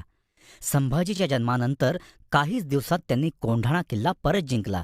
रायगडाचे काम सुरू होतेच जावळीच्या खोऱ्याजवळ महाबळेश्वर गावी प्रतापगड नावाचा एक नवा गड उभारण्यात आला. गडाची बांधकामे, त्यांची डागडुजी आणि राज्यकारभारातील रोजची कामे यांना अजिबात उसंत नव्हती. मधल्या काळात शिवाजी महाराजांनी आणखी एक मोहीम फत्ते केली. त्यांनी कल्याण भिवंडी प्रांत जिंकून ताब्यात घेतले. त्यातून खूप मोठा खजिना मिळाला. पण या मोहिमेतील एक प्रसंग मात्र सर्वांच्याच मनावर कायमचा कोरला गेला. या प्रसंगामुळे जनतेच्या मनात शिवाजी महाराजांच्या विषयीचा आदर द्विगुणित झाला. या मोहिमेत शिवाजी महाराजांच्या मावळ्यांनी कल्याणचा सुभेदार मुल्ला अहमद, त्याचे सरदार यांना पकडले. पण त्यांनी मुल्ला अहमदच्या सुनेलाही कैद केले आणि शिवाजी महाराजांपुढे हजर केले. हे कळताच शिवाजी महाराज कमालीचे संतापले. त्यांनी आपले साथीदार आबाजी महादेव, दादाजी कृष्ण आणि सखो कृष्ण लोहकरे यांना धारेवर धरले. महाराज त्यांना म्हणाले, तुम्ही मराठा साम्राज्याचे सरदार म्हणवता. कल्याण भिवंडी जिंकली ह्यात तुमचा पराक्रम होता, त्याबद्दल आम्ही तुमचा सन्मानच करतो. पण हा पराक्रम करताना शत्रूच्या स्त्रीला अटक करणे हे आपल्या तत्वात बसत नाही. ह्याचा तुम्हाला विसर कसा पडला? परस्त्री, मग ती शत्रूच्या गोटातली का असेना, आम्हाला कायम माते सामानच आहे, याची तुम्हाला जाणीव नाही काय? एवढे बोलून शिवाजी महाराजांनी कल्याणच्या सुभेदाराच्या सुनेला सन्मानाने दरबारात बोलवले. शत्रूच्या स्त्रिया पळवून त्यांना आपली दासी, बटीक बनवणे हा तर मुघलांचाच काय, पण इतर राजांचाही रिवाजच होता. पण शिवाजी महाराजांनी मात्र त्या सुभेदाराच्या सुनेला साडी चोळी आहेर म्हणून दिली आणि तिला तिच्या राज्यात सन्मानपूर्वक परत पाठवून दिले. शिवाजी महाराजांचे ते चारित्र्य संपन्न वर्तन पाहून दरबारातील प्रत्येक सैनिक गहिवरला. इतकेच काय, पण प्रत्यक्ष कल्याणचा सुभेदार मुल्ला अहमद आणि त्याच्या मुलाच्या डोळ्यातून अश्रू वाहू लागले. त्या दोघांनीही शिवाजी महाराजांना कृतज्ञपणे लवून मुजरा केला. आदर्श राजा कसा असतो हे शिवाजी महाराज आपल्या वागणुकीतून वारंवार दाखवून देत असत. कल्याण प्रांताजवळच माहुली नावाचा गड होता. हा गड निजामशाहीच्या अधिपत्याखाली होता. शिवाजी महाराजांनी माहुलीवर स्वारी करून तो गड जिंकून घेतला. या विजयामुळे आता स्वराज्याच्या सीमा खूपच वाढल्या होत्या. शिवाजी महाराजांकडे आता सुमारे 10,000 घोडेस्वार आणि तेवढेच पायदळ होते. त्यांच्या सैन्याची एकूण संख्या 20,000च्याही पुढे गेली होती. हाताशी खूप गडकिल्ले आले होते. संपत्ती, खजिना यांचाही कुठे तुटवडा नव्हता. इकडे विजापूरच्या आदिलशहाचा सुलतान महम्मद आदिलशहा याचा मृत्यू झाल्यामुळे विजापूरचा कारभार आदिलशहाची बेगम बडी साहेबीण हिच्या ताब्यात गेला. हातात कारभार आल्याबरोबर बेगम साहेबांनी शहाजी राजांना बोलावणे पाठवले आणि त्यांना स्पष्ट सुनावले की दक्षिण प्रांतात तुमच्या पुत्राचे जे उद्योग चालू आहेत त्याला आवरा, अन्यथा आम्हाला काहीतरी वेगळे पाऊल उचलावे लागेल. पण शहाजीराजे त्यांना नम्रपणे म्हणाले, बेगम साहिबा, माझा मुलगा माझे ऐकत नाही. त्याला समजावणे माझ्या हाताबाहेरचे आहे. याउपर आपण हवा तो निर्णय घेऊ शकता. खुद्द शहाजी राजेच काही करू शकत नाहीत हे पाहिल्यावर बेगम साहिबा पुन्हा विचारात पडल्या. मग त्यांनी दक्षिण प्रांतावर दहशत निर्माण करण्यासाठी अफजल खानाची नेमणूक केली. एक दिवस त्यांना राजगडावर एक खलिता आला. त्यात लिहिले होते की तुम्ही आमच्या सत्तेत सामील व्हावे. आम्ही तुम्हाला भरपूर दौलत आणि मान सन्मान देऊ. हा खलिता मुघल सम्राट औरंगजेब ह्याने पाठवला होता. औरंगजेब हा आग्र्याच्या शहाजहान बादशहाचा मुलगा. औरंगजेबाने दिल्लीवर कब्जा मिळवला. त्यासाठी त्याने प्रत्यक्ष आपल्या बापाला आणि भावांना कैदेत टाकले होते. शिवाजी महाराजांनी मात्र औरंगजेबाचा प्रस्ताव स्पष्टपणे नाकारला. त्यामुळे औरंगजेब खूप संतापला. महाराजांना हे अपेक्षितच होते. त्यांनी औरंगजेबाच्या भेटीला आपले वकील सोनोजी पंत यांना दिल्लीला मध्यस्थी करण्यासाठी पाठवले. औरंगजेबाला काही काळ तरी शांत ठेवणे गरजेचे होते, कारण विजापूर दरबारी अफजल खानाने शिवाजी महाराजांना मारण्याचा विडा उचलला होता. तो कुठल्याही क्षणी इकडे येऊन थबकणार होता. एकाच वेळेस अफजल खान आणि औरंगजेब ही दोन्ही संकटे झेलणे पेलवण्यासारखे नव्हते. अफजल खान आपल्या महाप्रचंड फौजेसहित निघाला होता. तो तुळजापूर, पंढरपूर असा प्रवास करीत वाईच्या मार्गाने जावळीत उतरणार होता. अफजल खान तुळजापूरला आला. हे गाव हिंदूंसाठी अतिशय पवित्र मानले जाते. ही माहिती त्याला त्याचे वकील कृष्णाजी भास्कर यांच्याकडून कळाली होती. खानाला तेच हवे होते. त्याने तात्काळ आपल्या सैन्याला तुळजापूर बेचिराख करण्याचा हुकूम सोडला. अफजल खानाने तुळजापूरची देवळे, त्यातील देवांच्या मूर्ती फोडायला सुरुवात केली. मध्ये आलेल्या पुजाऱ्यांना बेदम मारहाण केली. त्याने तुळजापूर अक्षरशः मातीत मिळवले आणि तो क्रूरपणे हसला. तुळजापूरचे दैवत असलेले भवानी मातेचे मंदिर ठिकऱ्या ठिकऱ्या करीत फोडले. हे पुरेसे नव्हते म्हणून की काय, खानाने भवानी मातेच्या मूर्तीसमोर एका गाईला चिरून मारले. मुघलांच्या क्रौर्याचा तो अतिरेक होता. तुळजापूर बेचिराख करून अफजल खान पंढरपूरकडे निघाला. जी गत तुळजापूरच्या भवानीची तीच गत पंढरीच्या विठ्ठलाचीही झाली होती. अफजलने हिंदूंची पवित्र देवळे फोडत वेगाने जावळीच्या दिशेने येत होता. त्याच्या हरेक दुष्कृत्याची बित्तम बातमी शिवाजी महाराजांपर्यंत पोहोचत होती. ते कमालीचे अस्वस्थ झाले होते, पण त्यांनीही आपली मावळ्यांची फौज तयार ठेवली होतीच अफजल खानाच्या स्वागतासाठी. राजांना ठार मारावे असा आदिलशाहीचा सरळ सरळ हुकूम आणि अफजल खानाने तेच करण्याचा विडा उचलला होता. आता शिवाजी महाराजांची थेट मृत्यूशीच गाठ होती. अफजल खानापुढे आपला काहीच पाडाव लागू शकणार नाही याची शिवाजी महाराजांनाही कल्पना होतीच. केवळ ताकदीचाच विचार केला तर खानाची ताकद कितीतरी जास्त होती. अफजल खान राजांना भेटण्यासाठी यायला निघाला आहे. तो कुठल्याही क्षणी इथे येईल. त्याचा पाहुणचार कसा करायचा यावर शिवाजी आणि त्याच्या साथीदारांची राजगडावर खलबते सुरू झाली. त्या सर्व बैठका, चर्चांमध्ये सगळ्यांना एकाच गोष्टींची प्रचंड भीती होती, ती म्हणजे अफजल खान नक्कीच काहीतरी दगाफटका करणार ह्याची. शिवाजी महाराजांच्या जीवाला धोका आहे याची सर्वांनाच चिंता होती. फक्त शिवाजी महाराज तेवढे नेहमीप्रमाणेच शांत होते. राजगडावर रोज अफजल खानाची एक एक बातमी येऊन थडकत होती. शिवाजी महाराजांनी राजगडाची भक्कम नाकेबंदी करून घेतली. त्याचबरोबर इतरही गडांवर कडेकोट बंदोबस्त ठेवला. बाजीप्रभू देशपांडे या आपल्या एकनिष्ठ आणि पराक्रमी मावळ्याला बोलवून त्याला मोहनगड या नव्या गडाकडे खास लक्ष देण्याची कामगिरी सोपवली. राजगडाच्या तटबंदीवर सर्व बाजूंनी तोफा चढवण्यात आल्या. जावळीच्या खोऱ्यात आणि तेथील आजूबाजूच्या परिसरात सैनिक ठेवण्यात आले. एके दिवशी शिवाजी महाराज जावळीला जायला निघाले. राजगडाची सर्व व्यवस्था त्यांनी फिरंगोजी नरसाळ्या ह्याच्या ताब्यात दिली. अफजल खान वाई गावापर्यंत येऊन पोचला होता. तेथून जावळी अगदीच जवळ होती. अफजल खानाचा बंदोबस्त करण्यासाठी शिवाजी राजे स्वतः निघाले. ही मोहीम त्यांनी दुसऱ्या कोणाही मावळ्याकडे सोपवली नव्हती हे विशेष.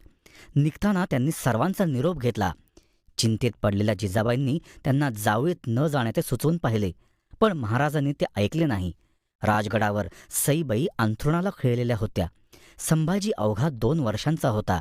सईबाईंचा आजार बरा होण्याच्या पलीकडे गेला होता. वैद्य हकीम यांनी तर हर तऱ्हेचे उपचार करून अखेरीस हात टेकले होते. वृद्ध माँसाहेब, मृत्यूच्या दाराशी उभी असलेली पत्नी आणि चिमुकला पुत्र यांचे पाश सोडून शिवाजी महाराज साक्षात मरणाच्या पाशात जाण्यास निघाले होते, स्वतःहून शांतपणे, धीरोदात्तपणे. शिवाजी महाराज जावळीला येऊन पोचले. तोच मुसळधार पाऊस सुरू झाला. त्यामुळे जावळीचे घनदाट जंगल आणि झाडेझुडपे यातून वाट काढणे अधिकच अवघड होऊन बसले. पण अशा वातावरणाची मराठ्यांना सवय होती. त्यांना खूप आनंदही झाला, कारण आता अफझल खानाची आणि त्याच्या सैन्याचीच जास्त पंचायत होणार होती. अशा वातावरणात लढाई करणे त्यांना कठीण जाणार होते.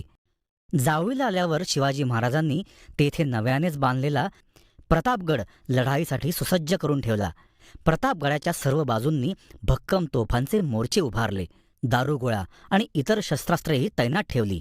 मोरोपंत पिंगळे यांच्या नेतृत्वाखालील मराठ्यांचे सैन्य जोरदार कामाला लागले.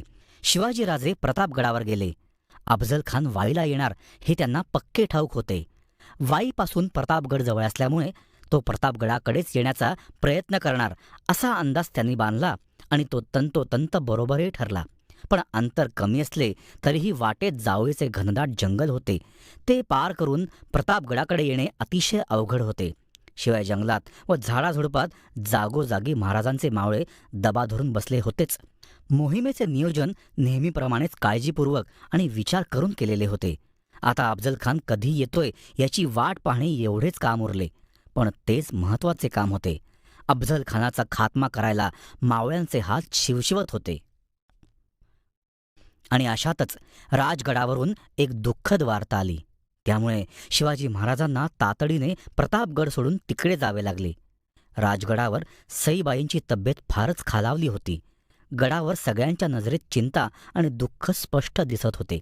या आजारातून सईबाई वाचणार नाहीत हे सगळ्यांनाच कळून चुकले होते. सईबाईंच्या मृत्यूची केवळ औपचारिकताच तेवढी शिल्लक होती. वैद्य हकीम यांची औषधे उपचार यांनी हात टेकले. देवधर्म, नवस, अभिषेक, अंगारे दुपारे हे सगळे कुचकामी ठरले. शिवाजी महाराज राजगडावर आले. अंथरुणाला खेळलेल्या सईबाईंच्या जवळ बसले. त्यांच्या कपाळावर हात ठेवला. आपल्या पतीला पाहून सईबाई खोल आवाजात म्हणाल्या, येण्याची घाई का केलीत? तसं काळजीचं काहीच कारण नाही. आपली मोहीम महत्वाची नाही का? आणि शेवटच्या घटका मोजत असलेल्या आपल्या पत्नीचे ते शब्द ऐकून शिवाजी महाराजांच्या डोळ्यातून घळाघळा अश्रू वाहू लागले. सईबाई गेल्या. 2 वर्षांचे शंभूराजे पोरके झाले. पण त्याहूनही पोरके झाले ते शिवाजी महाराज. सईबाई अनंताच्या प्रवासाला निघून गेल्या. त्यांच्या सुटकाचे दिवस संपून शिवाजी महाराज पुन्हा प्रतापगडाकडे परतले. परतताना त्यांची पावले जड झाली होती. अंतःकरण दुःखाने नुसते फुलून येत होते. सईबाईचा चेहरा, त्यांची आठवण एक क्षणभरही मनातून जात नव्हती. इकडे अफझल खान वाईला येऊन पोचलेलाच होता. त्याने वाईत आपला तळ ठोकला. शिवाजी महाराजांनी आपल्या सैन्याला तात्काळ सूचना दिली की काहीही झाले तरी अफझल खानावर आणि त्याच्या सैन्यावर घाईघाईत हल्ला करू नका. त्यांना स्वतःहून कुठलाही त्रास देऊ नका. त्यामुळे आपल्यालाच धोका आहे. शिवाजी महाराजांच्या चाणाक्ष आणि दूरदर्शीपणाचे हे उदाहरण होते. अफझल खानाच्या सैन्याने वाई, सुपे, शिरवळ, सासवड, पुणे अशा आसपासच्या प्रांतात धुमाकूळ घालायला सुरुवात केली आणि ते प्रदेश काबीज केले. पण शिवाजी महाराज शांतच होते. आपल्याला डिवचण्याचा हा प्रयत्न आहे हे त्यांना पक्के ठाऊक होते. म्हणूनच त्यांनी आपल्या लोकांना गप्प राहण्याची सूचना दिली होती. अफझल खानाची लुटालूट सुरूच होती, तरी शिवाजी महाराज शांतच होते. त्यांनी ठरवले की स्वतःहून अफझल खानाला सामोरे जायचे, समोरासमोर. शिवाजी महाराजांना जीवानिशी मारण्याचा विडा ज्याने उचलला होता त्याला ते स्वतःहून भेटायला निघाले. शिवाजी महाराजांचा हा निर्णय कोणालाच पटण्यासारखा नव्हता. खुद्द जिजाबाईंनीही त्यांना अडवण्याचा प्रयत्न केला. राजगडाहून निघताना शिवाजी महाराज त्यांना म्हणाले होते, माँसाहेब, आम्ही अफझल खानाचा वध करू असा आम्हाला विश्वास वाटतो. पण चुकून दुर्दैवाने तसे झाले नाही आणि आमचेच काही बरे वाईट झाले तर जराही खचून न जाता स्वराज्याचा गाडा हाकण्याची जबाबदारी तुमची आहे. पुढे शंभूराजे ती जबाबदारी पाहतीलच, असे बोलून आपल्या आईचे शुभाशीर्वाद घेऊन शिवाजीराजे प्रतापगडावर आले होते. अफजल खानाचा सामना करण्यासाठी शिवाजीराजांकडे सुमारे 10,000 इतके सैन्य होते, पण ते खानाच्या सैन्याच्या तुलनेत अगदीच किरकोळ म्हणावे असेच होते. हे ठाऊक असल्यामुळे शिवाजी महाराज आपल्या सैन्याला लढाईत उतरवणार नव्हतेच. खरा सामना फक्त दोघांमध्येच होता, शिवाजी आणि अफजल खान. आत्तापर्यंत झालेल्या मोहिमांपेक्षा ही सर्वस्वी वेगळी मोहीम होती. त्यासाठी शिवाजी महाराज अनेक तर्कवितर्क बांधित होते, सतत विचार करीत होते. एक दिवस त्यांना निरोप आला की अफजल खानाचा मुख्य वकील कृष्णाजी भास्कर त्यांना भेटण्यास येत आहे. त्याला अफजल खानानेच पाठवला होता. कृष्णाजी भास्कर आला आहे हे कळल्यावर शिवाजीची प्रमुख माणसे अण्णाजी पंत आणि पंताजी गोपीनाथ यांनी त्याचे रीतसर स्वागत केले. प्रतापगड चढताना कृष्णाजी पंत अगदी बारकाईने गडाची पाहणी करीत होते.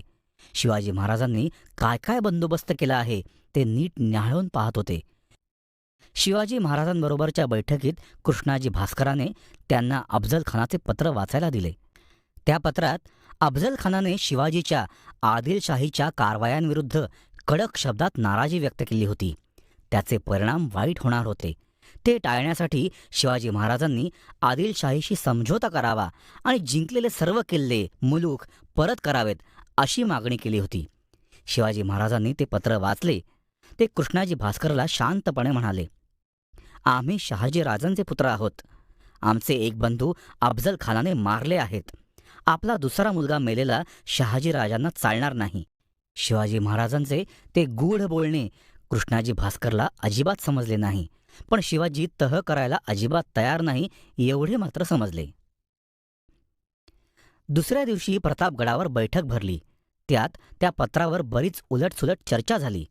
काहींनी शिवाजी महाराजांना सल्ला दिला की आपण स्वतःहून वाईला जाऊन अफजल खानाशी बोलणी करावीत, म्हणजे पुढचे संकट टळेल. त्यावर शिवाजी महाराज हसले आणि म्हणाले, हे बरोबर आहे. आम्ही अफजल खानाला भेटण्यास उत्सुक आहोतच, पण वाईला जाऊन नाही. अफजल खानाने येथे प्रतापगडावर आले पाहिजे, कारण भेटीचा प्रस्ताव सर्वप्रथम त्याने पाठवला आहे. आपले खास मुत्सद्दी वकील पंताजी गोपीनाथ यांनी अफजल खानाकडे जाऊन हा निरोप कळवावा. अफजल खानाने जी चाल खेळली होती ती चाल शिवाजी महाराजांनी खेळली. त्यांनीही आपला वकील खानाकडे पाठवला. आमचे महाराज आपली भेट घेण्यास अतिशय उत्सुक आहेत. त्यांनी आपल्याला खास आमंत्रण पाठवले आहे, परंतु एक अडचण आहे. आपण आदिलशाहीचे महापराक्रमी सरदार, त्यामुळे आमचे महाराज येथे येण्यास थोडे भीत आहेत. शिवाय ते वयानेही लहान आहेतच. तेव्हा आपणच महाराजांच्या भेटीस प्रतापगडाशी यावे ही त्यांची मनापासून इच्छा आहे. पंताजी गोपीनाथ यांनी अफजल खानाला शिवाजी महाराजांचा हा निरोप दिला आणि पुढे हे सुद्धा सांगितले की आदिलशाहीची माफी मागण्यास आमचे महाराज आतुर आहेत. आपण त्यांच्या भेटीस आलात तर ते आपल्याला करोडो होऊन भेट म्हणून देणार आहेत. आणि अफजल खान तयार झाला. त्याच्या सरदारांनी त्याला सावध करण्याचा प्रयत्नही केला. शिवाजीवर अजिबात भरोसा ठेवू नये. तो युक्त्या करण्यात पटाईत आहे. तो काहीतरी करून आपला काटा काढील असे वारंवार सांगूनही पाहिले, पण अफजल खानाला एक वेगळीच धुंदी चढली होती. शिवाजी आपल्याला भेटो, त्याच्या घरात जाऊन त्याला मारण्याची नामी संधी चालून आली आहे, मग चिंता कुठली. उस शिवाजी के लिए हम अकेले ही काफी है अशी गुरमी त्याच्यात. महाराजांच्या देहयष्टीपुढे अफजल खान शरीराने चांगलाच उंच धिप्पाड होता, पण महाराजांचं बुद्धिचातुर्य अद्याप त्याला ठाऊक नव्हतं. त्या दोघांच्या भेटीचा दिवस ठरला. शिवाजीराजांनी प्रतापगडाच्या खालची माचीसोंड ही जागा निवडली. तेथे भेट होणार होती. त्या जागेवर अफजल खानाच्या स्वागतासाठी एक अतिशय सुंदर लखलखीत शामियाना उभारला गेला. अफजल खान प्रतापगडाशी आला. येताना त्याने आपली निम्मी सेना जावळीकडे हलवली. बाकी सेनेतले 12,000 घोडेस्वार, तोफखाना, उंट एवढी भक्कम सामग्री त्याने येताना बरोबर बाळगली होती. खानाचे ते निम्मे लष्करही शिवाजीच्या सेनेपेक्षा दुपटी तिपटीने मोठे होते. शिवाजी महाराजांचे मावळे नेमून दिलेल्या जागी दबा धरून बसले होते. मराठेशाहीतली एक महत्त्वाची आणि अतिशय जीवघेणी अशी ती लढाई असणार होती. शिवाजी महाराज आधी कुठलाही हल्ला चढवणार नव्हतेच हे त्यांनी पक्के ठरवलेच होते, पण अफजल खान मात्र वार करणार याचीही त्यांना कल्पना होती आणि त्यांनी त्याची सर्व तयारीही ठेवली होती. भेटीचा दिवस उजाडला. सकाळी पूजा अर्चा आटोपून केदारेश्वराचे दर्शन घेऊन शिवाजी महाराज निघाले. तिकडून अफझल खानही निघाला. का कोणास ठाऊक, पण आज तो अतिशय खुशीत होता. शिवाजीराजे नेहमीसारखेच शांत गंभीर होते. ते शांतपणे खानाच्या शामियानापाशी आले. खानाचे वकील कृष्णाजी पंत यांनी त्यांचे स्वागत केले. आज शामियानात पाऊल टाकण्यापूर्वी शिवाजी महाराजांना आत पडद्याआड काहीतरी हालचाल दिसली. त्यांनी तातडीने पंताजी गोपीनाथांना आतमध्ये पाठवले. ते शामियानात गेले आणि लगेचच बाहेर आले आणि म्हणाले, महाराज, आत खानाच्या बरोबर सय्यद बंडा आहे. ठरल्याप्रमाणे त्याला बाहेर पाठवून द्यायला सांगा. आमची व खानाची भेट एकांतातच ठरली आहे, शिवाजी महाराजांनी आदेश दिला. तो निरोप आल्यावर आतमध्ये अफझल खान कमालीचा संतापला. तोपर्यंत शिवाजी महाराजांनी आज शामियानात प्रवेश केला होता. ते दोघे समोरासमोर आले. आदिलशाही आणि मराठेशाहीची ती अनोखी भेट होती. शिवाजी महाराजांनी अफझल खानाच्या नजरेला नजर भिडवली. त्यानेही कुत्सितपणे त्यांच्याकडे एक कटाक्ष टाकला. अफझल खान शिवाजीपेक्षा सुमारे 1.5 हात उंच होता. त्याच्या अंगात प्रचंड ताकद आहे. तो लोखंडी पहार हाताने सहजपणे वाकवतो आणि तशीच परत सरळी करतो. राजांना पाहून अफझल खानाने आपले दोन्ही हात पसरले आणि म्हणाला, आओ शिवाजी राजे, गले मिलो. अफझल खान राजांना आलिंगन देण्यासाठी बोलवत होता. त्या आमंत्रणाचा स्वीकार करीत शिवाजी राजे पुढे सरकले आणि खानाच्या बाहुपाशात शिरले. त्यांचे मस्तक खानाच्या उजव्या छातीवर टेकले. काही क्षण त्यांना आपल्या बाहुपाशात तसेच ठेवून मग अफझल खानाने आपला डाव टाकला. त्याने शिवाजी राजांचे मस्तक आपल्या छातीवरून काखेकडे घेतले आणि गच्च आवळून धरले. शिवाजी राजे सावध झाले. तोच खानाने आपल्या दुसऱ्या हातातील खंजीर त्यांच्या पाठीत खुपसला. महाराजांचा अंगरखा पूर्ण फाटला. आतमध्ये चिलखत होते, त्यामुळे ते वाचले. अफझल खानाने खंजीराचा वार केल्या केल्या शिवाजी महाराजांनी हातातील तीक्ष्ण वाघनखे उपसून खानाच्या पोटात खुपसली. त्याच्या अंगात चिलखत असण्याची शक्यताच नव्हती. त्या तीक्ष्ण वाघनखांनी अफझल खानाची आतडीच बाहेर आली. तशा घायाळ अवस्थेतही त्याने शिवाजीवर आणखीन एक वार केला, पण तो त्यांनी चपळाईने चुकवला. अफझल खान जीवाच्या आकांताने ओरडला, दगा दगा. त्याचा आरडाओरडा ऐकून सय्यद बंडा आत घुसला. राजांचे 2 मावळे संभाजी कावजी आणि जीवा महाला हेही आत घुसले. प्रचंड खवळलेल्या सय्यद बंडाने हातातल्या दांडपट्ट्याने शिवाजीवर हल्ला केला. तो दांडपट्टा शिवाजीच्या अंगावर बसणार तेवढ्यात तो वार जीवा महालाने आपल्या अंगावर घेतला. त्याने तलवारीने वरच्या वर सय्यद बंडाचा हातच उडवला. जीवा महालाने 1 सेकंदभर जरी उशीर केला असता तरी शिवाजी महाराजांची खैर नव्हती. ह्याच प्रसंगातून पुढे होता जीवा म्हणून वाचला शिवा असे म्हटले जाऊ लागले. अफझल खान पडला. शिवाजी महाराजांनी त्याचा वध केला. इतका वेळ गप्प असलेले मराठे आणि आदिलशाह यांचे सैनिक एकमेकांवर तुटून पडले. झाडाझुडपातून लपलेले मराठे हर हर महादेव करीत त्वेषाने बाहेर आले. लढाईला तोंड फुटले. मावळ्यांच्या अनपेक्षित हल्ल्यामुळे आदिलशहाचे सैन्य टिकाव धरू शकले नाही. त्यातही अफझल खान मेला हे कळल्यावर तर ते सैरावैरा धावतच सुटले. त्या दिवशी रात्रभर प्रतापगड जागा होता. तिकडे राजगडावरही झोप नव्हती. एरवी सूर्यास्ताला बंद होणारे गडाचे दरवाजे सताड उघडे होते. गडावर आनंद यात्रा भरली होती. शिवाजी महाराजांनी अफझल खानाला मारून एका क्रूर हिंसाचाराचा अंत केला होता. जावळीच्या खोऱ्यात तर दिवाळीच साजरी करण्यात आली. शिवाजी महाराज मात्र अजूनही शांतच होते. त्यांची ही शांतता एक कर्तव्यपूर्तीची होती. ते शांतपणे प्रतापगडावर गेले. त्यांनी केदारेश्वराला भावपूर्ण नमस्कार केला. मग त्यांनी येसाजीला बोलवले आणि म्हणाले, येसाजी, या मुसलमानाने आमच्या देवदेवतांना उपद्रव दिला, आमची देवालये फोडली. या क्रूर अफझल खानाचे मस्तक तोडा आणि आमच्या मासाहेबांना दाखवायला घेऊन जा. या अफझल खानाचे रितसर दफन करा. त्याची कबर बांधा. आपल्या शत्रूची कबर बांधणारे एकमेव राजे या भूतलावर होऊन गेले. त्यांचे नाव शिवाजी. आदिलशाहीला तर चांगलीच दहशत बसली. शिवाजी हे नाव कानी पडताक्षणी आदिलशाही आणि निजामशाही देखील चांगल्याच सावध झाल्या. अफझल खानाच्या मोहिमेत स्वराज्याला खूप संपत्ती हाती लागली. त्यात सुमारे 70-75 हजार हत्ती, 4-1 हजार घोडी, 1200 उंट, शेकडो तोफा, उंची कापड वस्त्रे, जड जवाहीर आणि अगणित खजिना मिळाला. पण त्याचबरोबर लढाईत राजांचे खूप मावळेही मारले गेले. पण अफझल खानाचा वध करून शिवाजीराजे थांबले नाहीत. त्यांना कशाचीही उसंत नव्हती. त्यांनी तातडीने आदिलशाहीच्या ताब्यात असलेले बाकीचे गड काबीज करण्याचे काम हाती घेतले. पुढच्या मोहिमेची तयारी लगेचच सुरू केली. शिवाजी महाराजांचे म्हणणे होते, अफजल खानाला मारले म्हणजे सगळे संपले असा अर्थ होत नाही. हा काही फार मोठा विजय नाही. अफजल खान हे एक केवळ प्यादे होते. अजून वजीर आणि राजे मारायचे बाकी आहेतच. महाराजांनी पन्हाळगडावर स्वारी करण्याची तयारी चालू केली. अफजल खानाला मारल्यावर त्याचे काही सरदार शिवाजी महाराजांना शरण आले होते. ते सर्व मराठे होते हे विशेष. जाधवराव, पांढरे, खराटे हे आदिलशाहीच्या शेवट असलेले सरदार महाराजांच्या सेनेत दाखल झाले. एक मुघल सरदार सिद्दी हिलाल यालाही महाराजांनी सेनेत घेतले व त्याच्याकडे वाईच्या मुलखाचे कामकाज दिले. अफजल खानाच्या वधानंतर त्याचा मुलगा फाजल खान पळून गेला होता. नेताजी पालकर त्याच्या सतत मागावर होते. खानाचे बरेचसे सैन्यही पळूनच गेले. उरलेले सैन्य शरण आले. त्यांना शिवाजी महाराजांनी आपल्या लष्करात सामील करून घेतले. राजांचे मावळे पन्हाळगडाकडे मोठ्या दिमाखात निघाले. पन्हाळा काबीज करायला फार अडचण आली नाही.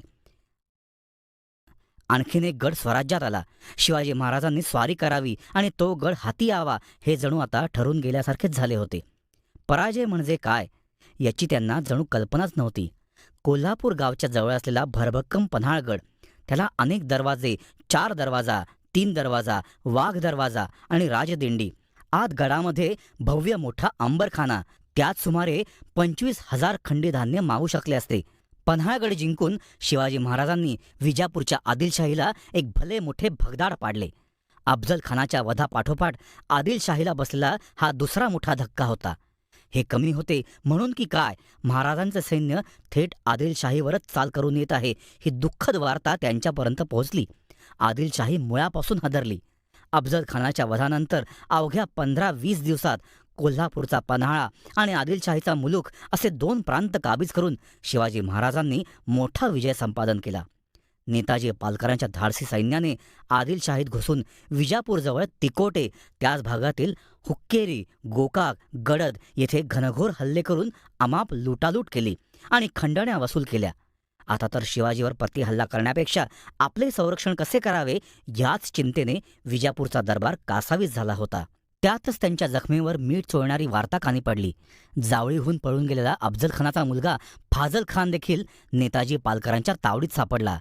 आता तर आदिलशाहीवर अक्षरशः गर्भगळीत होण्याची पाळी आली. त्यांनी सैरभैर होऊन मुघल बादशहाकडे धाव घेतली. आदिलशहा आणि मुघल यांनी एकत्रितपणे शिवाजी महाराजांचा पुरता आणि कायमचा बंदोबस्त करण्याचे ठरवले. आदिलशाहीचा एक पराक्रमी सरदार सिद्दी जौहर, तो युद्धात तर तरबेज होताच, शिवाय कुशल राजकारणीही होता. शिवाजीच्या स्वराज्यावर चाल करून जाण्यासाठी सिद्दी जोहरची नेमणूक झाली आणि सुमारे 60,000 प्रबळ फौज घेऊन सिद्धीने विजापूर सोडले. मजल दर मजल करत सिद्दी जोहर पन्हाळगडाकडे आला आणि त्याने सर्व बाजूने गडाला वेढा घातला. पन्हाळगडावर कडेकोट बंदोबस्त होता. शिवाजीच्या मावळ्यांनी निकराचा हल्ला करून सिद्दी जोहरचा वेढा मोडण्याचा प्रयत्न केला, पण सिद्धीचे सैन्य अफाट होते. त्या सैन्यापुढे मावळ्यांना माघार घेणे भाग पडले. पुढील सुमारे 6 महिने पन्हाळगडावर सिद्दी जोहरचा वेढा होता. महत्त्वाची गोष्ट म्हणजे शिवाजी राजे नेमके पन्हाळगडावरच होते आणि त्या वेढ्यात पुरते अडकले होते. तशातच आणखी एक चिंतेची बातमी येऊन धडकली की मुघल सुभेदार आणि औरंगजेबाचा मामा शाहिस्ते खान हा देखील शिवाजीवर चालून यायला निघाला आहे. या बातमीने स्वराज्यावर दुहेरी संकट उभे राहिले. पन्हाळगडावर एक मुख्य अडचण अशी होती की त्यावेळेस शिवाजी महाराजांचे सैन्य हे वेगवेगळ्या भागात मोहिमांवर गेले असल्यामुळे गडावर मर्यादित सैन्यबळ होते. नेताजी पालकर पुण्याला होते. तिकडे शाहिस्ते खान शिवापूर, सासवड मार्गे पुण्यात येऊन थेट शिवाजी महाराजांच्या लाल महालातच मुक्कामाला शिरला होता. अशा स्थितीत नेताजीला पुण्याहून बाहेर पडणेच शक्य नव्हते. पावसाळ्याचे दिवस सुरू झाले होते. पन्हाळगडावर तुफान पाऊस सुरू झाला. हे आणखी एक संकट उभे राहिले. एवढ्या मुसळधार पावसातही सिद्दी जोहरचा वेढा कणभरही ढिला झाला नाही. पावसाच्या साथीला वादळी वारे घोंगावू लागले. एरवी अशा नैसर्गिक परिस्थितीचा अचूक फायदा उठवून प्रतिहल्ला करणे हे मावळ्यांचे नेहमीचे होते, पण यावेळेस मात्र ते हतबलच दिसत होते. अपुऱ्या म्हणजे जेमतेम 1,000 इतक्या कमी सैन्यानिशी सिद्दी जोहरच्या 60,000 लष्करावर आक्रमण करणे हा मूर्खपणाच ठरला असता. अखेर नाईलाजाने शिवाजी महाराजांनी ठरवले की सिद्दी जोहरशी तह करायचा. फार वेळ न दवडता त्यांनी त्यांच्याशी तशी बोलणी सुरूही केली, पण सिद्धीने तहाला स्पष्ट नकार दिला. त्याचे एकच ठाम मागणे होते, राजांनी आदिलशाहीला शरण यावे, त्यांच्या स्वाधीन व्हावे. पन्हाळगडावर शिवाजी महाराजांचे खास लोक बाजीप्रभू देशपांडे, येसाजी कंक, त्र्यंबकराव, गंगाधरपंत वगैरे होते. त्यांनी शिवाजी महाराजांना एक निकराचा उपाय सुचवला, तो म्हणजे येथून निसटून जाण्याचा. बाजीप्रभू देशपांडे म्हणाले, महाराज, पन्हाळगडाच्या संरक्षण करण्याची जबाबदारी आमची. तुम्ही निर्धास्तपणे येथून निघावे. आमच्या जीवात जीव असेपर्यंत गड शाबूत राहील. या कामात आणखी एक महत्त्वाचा मनुष्य होता, शिवा न्हावी. हा शिवा न्हावी दिसायला बराचसा शिवाजी महाराजांसारखाच होता. खुद्द महाराजांनीच त्याला तसे बोलूनही दाखवले होते. ते ऐकल्यापासून तर त्याने अगदी महाराजांसारखीच दाढीही राखायला सुरुवात केली होती. या शिवा न्हाव्याला एक मोठी जबाबदारी पार पाडायची होती. राजांचे कपडे घालून दुसरा शिवाजी बनून पालखीत बसून तो पन्हाळगडाहून निघणार होता. सिद्धी जोहरच्या सैन्याच्या डोळ्यात धूळफेक करण्यासाठी केलेली ती एक चाल होती. पन्हाळगडाहून शिवाजी महाराजांच्या 2 पालख्या निघणार होत्या आणि दोन्ही पालख्यात शिवाजीच असणार होता. शिवाजी महाराजांचा पोशाख चढवून शिवा न्हावी महाराजांच्या पुढे येऊन उभा राहिला. महाराज त्याच्याकडे क्षणभर पाहतच राहिले, जणू काही आरशात पाहत असल्यासारखेच. आणि दुसऱ्याच क्षणी शिवाजी महाराजांनी शिवा न्हाव्याला कडकडून मिठी मारली. त्यांच्या डोळ्यातील अश्रू त्याच्या खांद्यावर ओघळले. सद्गदित स्वरात महाराज म्हणाले, शिवा, ह्याच कारणासाठी आम्हाला हे राजेपद नको असते. प्रत्येक वेळेस तुझ्यासारखे मोहरे आमच्या एका शब्दाखातर आपला जीव धोक्यात घालायला एका पायावर तयार होतात. शिवाजी महाराजांच्या त्या बोलण्यावर शिवा न्हावी गप्प राहिला. तो काय उत्तर देणार होता? साक्षात शिवाजी महाराज आपल्याला मिठी मारतात, आपल्यासाठी रडतात, हेच यापेक्षा मोठे त्याच्या जीवनात आणखीन काय असणार होते? आणि नंतर पळून जात असताना जेव्हा शिवा न्हावी सिद्धी जोहरच्या हातात सापडला, तेव्हाही तो किंचितही न घाबरता सिद्धीच्या नजरेस नजर देत म्हणाला, आमचे राजे केव्हाच निसटून गेले आहेत. मी थोडा वेळ का होईना त्यांचे कपडे अंगावर घातले. मी तात्पुरता शिवाजी बनलो. आता आणखी काय पाहिजे?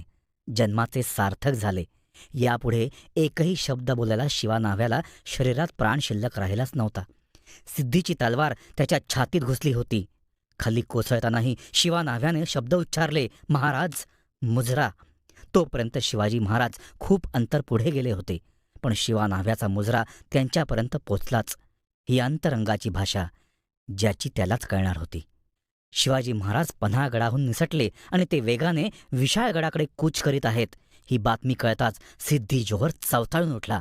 त्याने तातडीने आपली फौज विशाळगडाच्या दिशेने पाठवली. पण तोपर्यंत शिवाजी महाराज खूप पुढे गेले होते. त्यांच्यासोबत बाजीप्रभू देशपांडे आणि 600 मावळे होते. पन्हाळगडाकडून विशाळगडाकडे जाताना मध्ये घोडखिंड लागते. तिथे बाजीप्रभू थांबले आणि त्यांनी महाराजांना पुढे जाण्याची विनंती केली. ते स्वतः घोडखिंडीत थांबून सिद्धीच्या सैन्याला रोखून धरणार होते.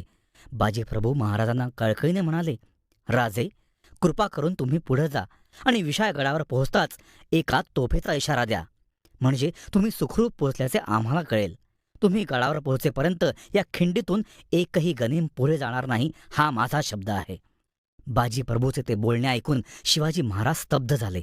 त्यांनी बाजीला कडकडून मिठी मारली आणि साक्षात रुद्राचा अवतार असणाऱ्या शिवाजीच्या मिठीने आणखी एक योद्धा कृतकृत्य झाला. घोडखिंडीत हर हर महादेवच्या घोषणा दुमदुमल्या. बाजीप्रभूंचे सारे मावळे सिद्धीच्या सैनिकांवर त्वेषाने तुटून पडले.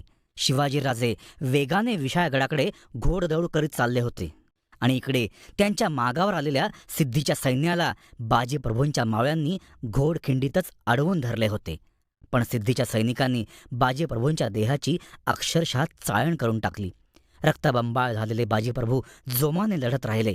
त्यांच्या अंगात जणू विजेचे बळ संचारले होते. बाजीप्रभूंना आपल्या मृत्यूची जराही चिंता भीती नव्हती. त्यांचे कान विशाळगडाकडे तोफेच्या इशाऱ्याकडे लागून राहिले होते. कुठून तरी एक गोळी सुसाट वेगाने आली आणि बाजीप्रभूंच्या छाताळात घुसली. ते खाली कोसळले आणि बेशुद्ध झाले. बरोबरच्या मावळ्यांनी त्यांना शुद्धीवर आणले. तेव्हा बाजीप्रभूंनी पहिला प्रश्न विचारला, तोफेचा आवाज झाला? पण अद्याप तो आवाज झालाच नव्हता. आता बाजीप्रभूंच्या शरीरात उठण्याचेही त्राण शिल्लक उरले नव्हते. पण तरी देखील ते जीवाच्या आकांताने ओरडत उठले, तोफेचे आवाज झाले की नाहीत? राजे गडावर पोहोचले की नाहीत? आणि तेवढ्यात तोफेचा आवाज झाला. विशाळगडावरून संकेत मिळाले. शिवाजी महाराज सुखरूप पोहोचले होते. तो आवाज कानी पडताक्षणी बाजीप्रभूंच्या डोळ्यातून कृतार्थतेचे अश्रू वाहू लागले. ते पुन्हा मोठ्याने ओरडून म्हणाले, मर्दांनो, राजे गडावर पोचले, आपली मोहीम फत्ते झाली. समोरून सिद्धी जोहरच्या सैन्याचे आक्रमण सुरूच होते, पण आता कोणालाही त्याची तमा नव्हती. बाजीप्रभू आणि त्यांचे मावळे आता आनंदाने मरायला तयार होते. घोडखिंडीत असलेले एकूण एक मावळ्यांना शत्रूने कापून काढले. बाजीप्रभू देशपांडे आणि त्यांच्या साथीदारांच्या रक्ताने घोडखिंड पावन झाली. तिचे नाव पावनखिंड असे ठेवण्यात आले. ते शिवाजी महाराजांनी दिलेले नाव होते. बाजीप्रभूसारखी माणसे हीच शिवाजी महाराजांची खरी संपत्ती होती, खरी ताकद होती. लाखो मेले तरी चालतील, पण लाखांचा पोशिंदा जगायलाच हवा, या भावनेने झुंजणारे हे मावळे. यांच्याप्रती खुद्द शिवाजी महाराज कृतज्ञता बाळगत असत. शाहिस्तेखान पुण्यात आला आणि त्याने पुण्याची लुटालूट चालू केली. पुण्यात थेट शिवाजी महाराजांच्या लाल महालातच त्याने तळ ठोकला. शाहिस्तेखानाचा तातडीने बंदोबस्त करणे आवश्यक होते. पुण्यात फिरंगोजी नरसाळा त्याच्या ताकदीनिशी शाहिस्तेखानाला तोंड देत होता, पण खानाची ताकद जास्त होती. शिवाय अलीकडे शिवाजी महाराजांना आणखी एक चिंता लागून राहिली होती, ती म्हणजे आदिलशाही आणि मोगलाई एकत्र येण्याची. यावरही महाराजांनी एक वेगळी उपाययोजना करून ठेवलीच होती. आदिलशाही संकटात सापडलीये हे त्यांना ठाऊक होते, त्यामुळे त्यांनी आदिलशाहीशी थोडे सामोपचाराने घेण्याचे ठरवले. याचाच एक भाग म्हणून शिवाजी महाराजांनी आपला वकील आदिलशाहीकडे विजापूरला पाठवला. या वाटाघाटीत शिवाजी महाराज स्वतःहून आदिलशाहीला पन्हाळगड परत करायला तयार झाले. तसे केल्याने आदिलशहा खुशच झाला असता, कारण पन्हाळा हा त्यांचा प्रमुख गड त्यांना परत मिळणार होता. पुढील काळात पन्हाळा पुन्हा जिंकता येईल हाही शिवाजी महाराजांचा विचार होताच. गड जिंकणे, वेळप्रसंगी थोडी माघार घेऊन ते शत्रूला परत करणे आणि नंतर तेच गड पुन्हा स्वराज्यात घेणे, हे तर शिवाजी महाराजांच्या मोहिमेचे वैशिष्ट्य होते. पन्हाळगड आदिलशाहीला परत केल्यामुळे ते थोडे निश्चिंत झाले आणि त्यांनी शाहिस्तेखानाचा समाचार कसा घ्यावा त्याकडे लक्ष वळवले. सगळ्यात आधी त्यांनी सोनोपंत डबीर यांना एक सामोपचाराचा खलिता घेऊन शाहिस्तेखानाकडे पाठवले. अर्थात त्याचा काहीच उपयोग होणार नाही हे महाराजांना माहितीच होते. शाहिस्तेखान आपल्या प्रचंड फौजेसहित पुणे आणि आसपासच्या परिसराची लुटालूट करीत सुटला होता. राजांना संपवणे हाच त्याचा उद्देश होता. त्यामुळे एका सामोपचाराच्या खलित्याने तो नरमाईला येणे शक्यच नव्हते, हे शिवाजी महाराजही जाणून होते. त्याच सुमारास शिवाजी महाराजांना एक अतिशय आनंदाची बातमी समजली. त्यांचे वडील शहाजीराजे त्यांच्या भेटीस येणार असल्याचे पत्र आले. सुमारे 15-20 वर्षांनी पिता आणि पुत्राची भेट होणार होती. तेवढ्याच वर्षांनी आपला पती भेटणार याचा जिजाबाईंना देखील अतोनात आनंद झाला. मधल्या काळात शहाजीराजांचे कर्नाटकाहून इकडे येणे झालेच नव्हते. शिवाजी महाराज आपल्या वडिलांची आतुरतेने वाट पाहू लागले. आपण आदिलशाही विरुद्ध उघडलेल्या जोरदार मोहिमेचा आपल्या वडिलांना नक्कीच त्रास होत असणार याविषयीची शिवरायांना चांगलीच कल्पना होती. अगदी सुरुवातीला दादोजी कोंडेवांनी त्याबाबतीत सावधपणे पावले उचलण्याविषयी सांगितलेही होते. शहाजीराजांच्या आगमनाची बातमी कळल्यापासून रायगडावर एकच उत्साह संचारला. शिवाजी महाराजांनी रायगडाची सजावट रंगरंगोटी करण्याच्या सूचना दिल्या. त्यांचा आणि जिजाबाईंचा आनंद गगनात मावत नव्हता. आज इतक्या वर्षांनी आपले वडील येत आहेत, हा एक मंगल क्षण असेल, म्हणून त्यांची भेट ही एखाद्या देवस्थानात व्हावी असे शिवाजी महाराजांना वाटले. त्यांनी शहाजीराजांना जेजुरीच्या देवळात भेटण्याचे निश्चित केले. त्यानुसार महाराज तातडीने जेजुरीला रवाना झाले. त्या मंदिराच्या पायथ्याशी एक भव्य शामियाना उभारला गेला. जेजुरी पुण्यापासून जवळच होते आणि शाहिस्तेखानाचा पुण्यात मुक्काम होता. त्याने काही दगाफटका केला असता तर? या गोष्टीची खबरदारी म्हणून शिवाजीराजांनी जेजुरीच्या आसपासच्या मुलखात 8,000 घोडदळ तैनात ठेवले आणि तब्बल 20 वर्षांनी शहाजीराजांच्या समोर त्यांचा पुत्र उभा होता. देखणा, रुबाबदार, एका नव्या स्वनिर्मित स्वराज्याचा राजा शिवाजी, त्यांचा लाडका शिवबा. शहाजीराजे ते अलौकिक रूप पाहतच राहिले. जणू त्यांचेच प्रतिबिंब त्यांच्यापुढे उभे होते. तसेच बोलके डोळे, तसेच कपाळ, तसेच धारदार नाक. 60 वर्षांचे शहाजीराजे आपल्या 30 वर्षांच्या महाकर्तृत्ववान सुपुत्राला डोळे भरून पाहत राहिले. शिवाजी महाराजांच्या बरोबर त्यांची पत्नी सोयराबाई होती. कडेवर 3 वर्षांचे शंभूराजे होते. त्यांना शहाजीराजे आज पहिल्यांदाच भेटत होते. राजांनी पुढे होऊन आपले मस्तक वडिलांच्या पायावर ठेवले. शहाजीराजांनी थरथरत्या हातांनी त्यांना उठवले आणि मिठीत घेतले. बराच वेळ ते पितापुत्र एकमेकांच्या मिठीत होते. सारे जण निशब्द होते, जणू ती मिठी कधीच सुटणार नव्हती. ती निशब्द शांतता खूप काही बोलून गेली. आदिलशाही आणि आता नव्याने जन्माला आलेला शत्रू निजामशाही या दोन प्रबळ शत्रूंविरुद्ध आपला मुलगा हिरिरीने लढतोय याबद्दल त्यांनी त्यांची मोकळ्या मनाने प्रशंसा केली. राजांना तोंड भरून आशीर्वाद दिले. शहाजीराजे म्हणाले, राजे, तुमचे कर्तृत्व आणि तुम्ही निर्माण केलेले वैभव पाहून आमचे डोळे दिपले आहेत. तुम्ही हाती घेतलेले काम येणाऱ्या काळासाठी अतिशय महत्त्वाचे आहे. यशस्वी व्हा. परमेश्वर तुमच्या पाठीशी आहे. शिवाजी महाराजांनी अफझल खानाचा वध केला त्याबद्दल शहाजीराजांनी त्यांचे तोंड भरून कौतुक केले. याच अफझल खानाने शहाजीराजांना बेड्या ठोकल्या होत्या आणि संभाजीला कपटाने मारले होते. राजांनी या दोन्ही गोष्टींची भरपाई केली होती. शहाजीराजांनी शिवरायांना रायगडावर स्वराज्याची राजधानी करण्याची सूचना दिली. शिवरायांनी ती सूचना नीट लक्षात ठेवली. रायगडावर 2 दिवस राहून शहाजीराजे परत कर्नाटकात निघून गेले. शिवाजी महाराजांना खूप वाईट वाटले. त्यांच्या मनात विचार येत होते की आता यापुढे वडिलांची भेट कधी होईल. निरोप घेताना शहाजीराजे त्यांना म्हणाले होते, आम्ही जरूर परत येऊ. शंभूराजे मोठे झाले की त्यांना कर्नाटकात नेण्याचा आमचा विचार आहे. आमच्यानंतर तेच कर्नाटकाचा आपला मुलूक सांभाळतील अशी आमची इच्छा आहे. या भेटीनंतर मात्र शहाजीराजांचे परत इकडे येणे झालेच नाही. पुढे 3 वर्षांनी शहाजीराजांचे निधन झाले. पिता-पुत्राची ती अलौकिक भेट त्यांची अखेरचीच भेट ठरली. शाहिस्तेखान हा मुघल बादशाह औरंगजेबाचा मामा होता. तो तुर्कस्तानचा नवाब होता. शाहिस्तेखान पुण्यात शिरला आणि शिवाजी महाराजांच्या लाल महालातच तळ ठोकून बसला होता. त्याने पुण्याजवळील चाकणचा किल्ला ताब्यात घेतला. पण बाकी सारे गड शिवाजी महाराजांच्या ताब्यात होते. त्यांना मात्र तो अद्यापही हात लावू शकला नव्हता. शाहिस्तेखानाची फौज मोठी व प्रचंड होती, पण राजांचे मावळे आपल्या गडांचे संरक्षण करण्यास पुरते सक्षम होते. त्यातही पावसाळा हा फार मोठा अडसर त्याच्यापुढे होता. पावसाळा संपल्यावर मात्र शाहिस्तेखानाने पुन्हा आपले काम जोरदारपणे करण्यास सुरुवात केली. त्याने पुणे आणि त्याचबरोबर कल्याण, भिवंडी या भागातही लुटालूट सुरू केली. कोकण पट्टीवरही त्याचा डोळा होता. शाहिस्तेखानाने कोकणवर स्वारी करण्यासाठी आपला खास सरदार कहार तलब खान याला बोलावून घेतले. शिवाय अनेक मराठी सरदार जसे छावाच, कोकाटे, जाधव, गाडे हे देखील खानाच्या गोटात होते. शिवाजी महाराजांनी आपल्या मंत्रिमंडळाची तातडीची बैठक बोलावली. त्यात शाहिस्तेखानाचा बिमोड कसा करायचा यावर खलबते झाली. बहुतेक सरदारांच्या मते शाहिस्तेखानाला तळ कोकण भागातच गाठणे योग्य होते.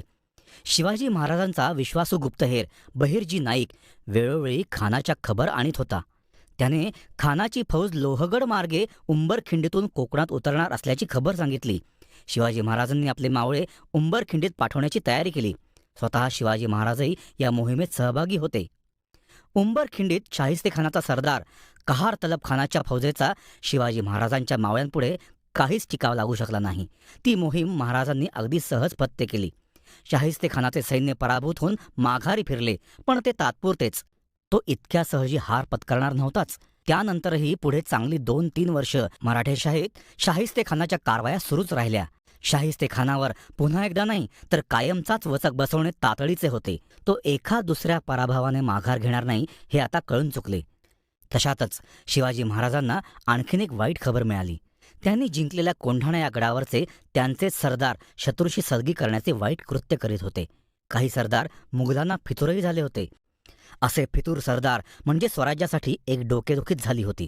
बाहेरचा शत्रू कितीही प्रबळ, पराक्रमी आणि त्रासदायक असला तरी ठीक, पण हे स्वराज्यातील अंतर्गत शत्रू मात्र बाहेरच्या शत्रूपेक्षाही अधिक धोकादायक असतात. ते आपल्या कुटील कारस्थानांनी राज्य कधी व कसे पोखरून काढत असतात ते चटकन ध्यानातही येत नाही. कारण त्यांची कारस्थाने गुपचूप, हळूहळू आणि गुप्तपणे चालू असतात. शिवाजी महाराजांनी आपल्या प्रत्येक प्रांतात हेर नेमले होते. ते खास आतल्या लोकांवर नजर ठेवण्यासाठीच. तसे करणे अपरिहार्य होते. हे महाराजांना फार लवकर उमजले होते. शिवाजी महाराजांनी पुणे प्रांताकडे लक्ष वळवले. शाहिस्तेखानाने पुण्याची पार दुर्दशा करून टाकली होती. तो अद्यापही पुण्यात लाल महालातच मुक्कामाला होता. शिवाजी महाराजांचे गुप्तहेर फकीराच्या वेशात पुण्यात फिरत होते आणि खबर आणत होते. त्या गुप्तहेरांनी शाहिस्तेखानाची आणि त्याच्या फौजेची सर्व तपशीलवार माहिती गोळा करून महाराजांकडे दिली. खानाची पुढची चाल काय असेल त्याचा शिवाजी महाराज विचार करू लागले. खानावर बेसावत क्षणी हल्ला चढवता येईल का? किंवा अन्य कुठला पर्याय वापरता येईल? ह्यावर मंत्रिमंडळाच्या सल्लामसलती घडू लागल्या. नेताजी, तानाजी, बालाजी, चिमणाजी, नरेकर बंधू हे खास लोक आपापले विचार सांगत राहिले. अखेर शिवाजी महाराजांनी एक विचार पक्का केला. तो त्यांनी जिजाबाईंना बोलून दाखवला. ते म्हणाले, मासाहेब, आमचा बेत पक्का झालाय. आम्ही लाल महालावर हल्ला करायचे निश्चित केले आहे.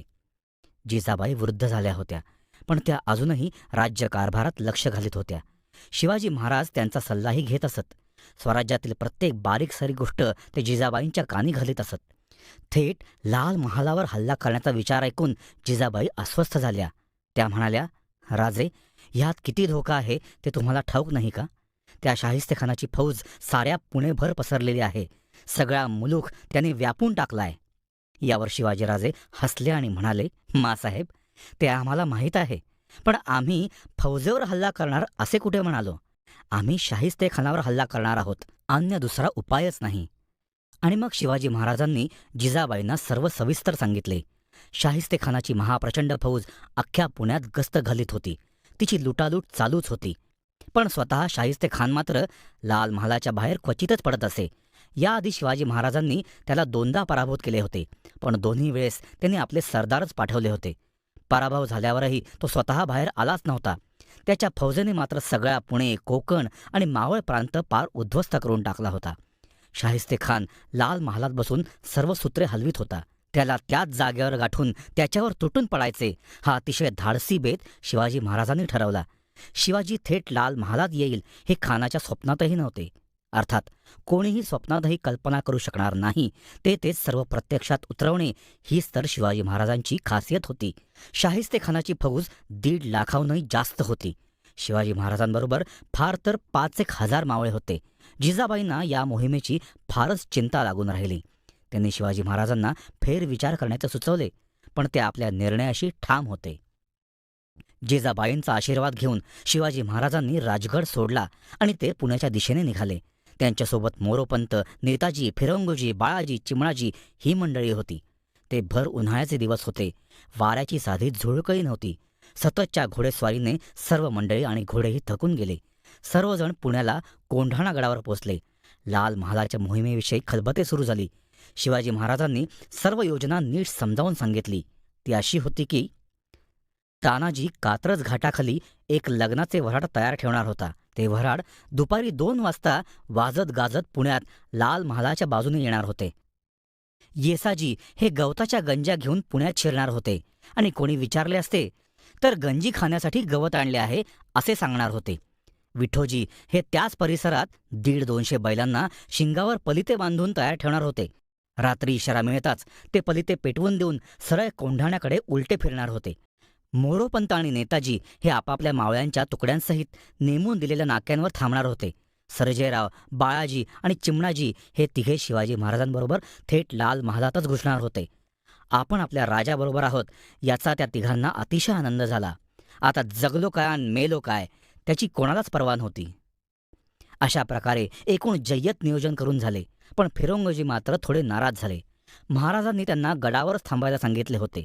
जर शाहिस्तेखानाचे सैन्य महाराजांना पाठलाग करीत कोंढाण्यावर आले असते तर त्या सैन्याशी 2 हात करण्याची पूर्ण जबाबदारी फिरंगोजीवर टाकली होती. शिवाजी महाराजांनी हे सांगताच फिरंगोजींची नाराजी कुठल्या कुठे पळाली. अशा रीतीने शिवाजी महाराजांचे सैन्य पुण्यात शिरले. पुण्यात जागोजागी शाहिस्तेखानाचे पहारेकरी होतेच. त्यांनी जुजबी चौकशी करून सैन्याला आत सोडले. तशीही लग्नाचे वऱ्हाड आणि गवताच्या गंजा घेऊन येणाऱ्यांची काय तपासणी करणार? कोणाला साधा संशयही आला नाही. एक गोष्ट ठीक झाली ती अशी की उन्हाळ्याचे दिवस असूनही थोडा पाऊस आला. वळिवाच्या पावसाची एक सर पडून गेली. संध्याकाळ झाली. हळूहळू सूर्य मावळतीला गेला आणि अंधार पडला. तोपर्यंत शिवाजी महाराजांच्या सगळ्या तुकड्या पुण्यात शिरल्या होत्या. त्यांचा एक खास सरदार होता, पठाण इब्राहिम खान. तो महाराजांचा अंगरक्षक होता. पठाण इब्राहिम खानाने एक शाही सरदाराचा पोशाख केला होता आणि स्वतः शिवाजी महाराज त्याचे सेवक बनले होते.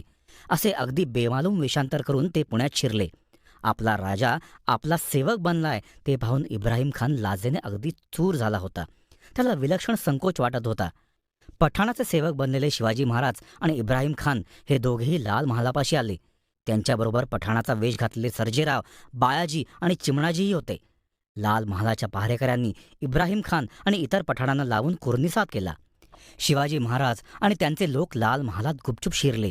तोवर रात्र संपून पहाट व्हायला आली होती. लाल महाल ही महाराजांची स्वतःचीच हवेली, त्यांनीच बांधलेली, त्यामुळे तेथील कोपरान कोपरा त्यांना पक्का माहीत होता. लाल महालातल्या चोर वाटा त्यांनीच तयार केल्या असल्यामुळे कुठून आत शिरायचे आणि कुठून बाहेर निसटून जायचे याची त्यांना व्यवस्थित कल्पना होती.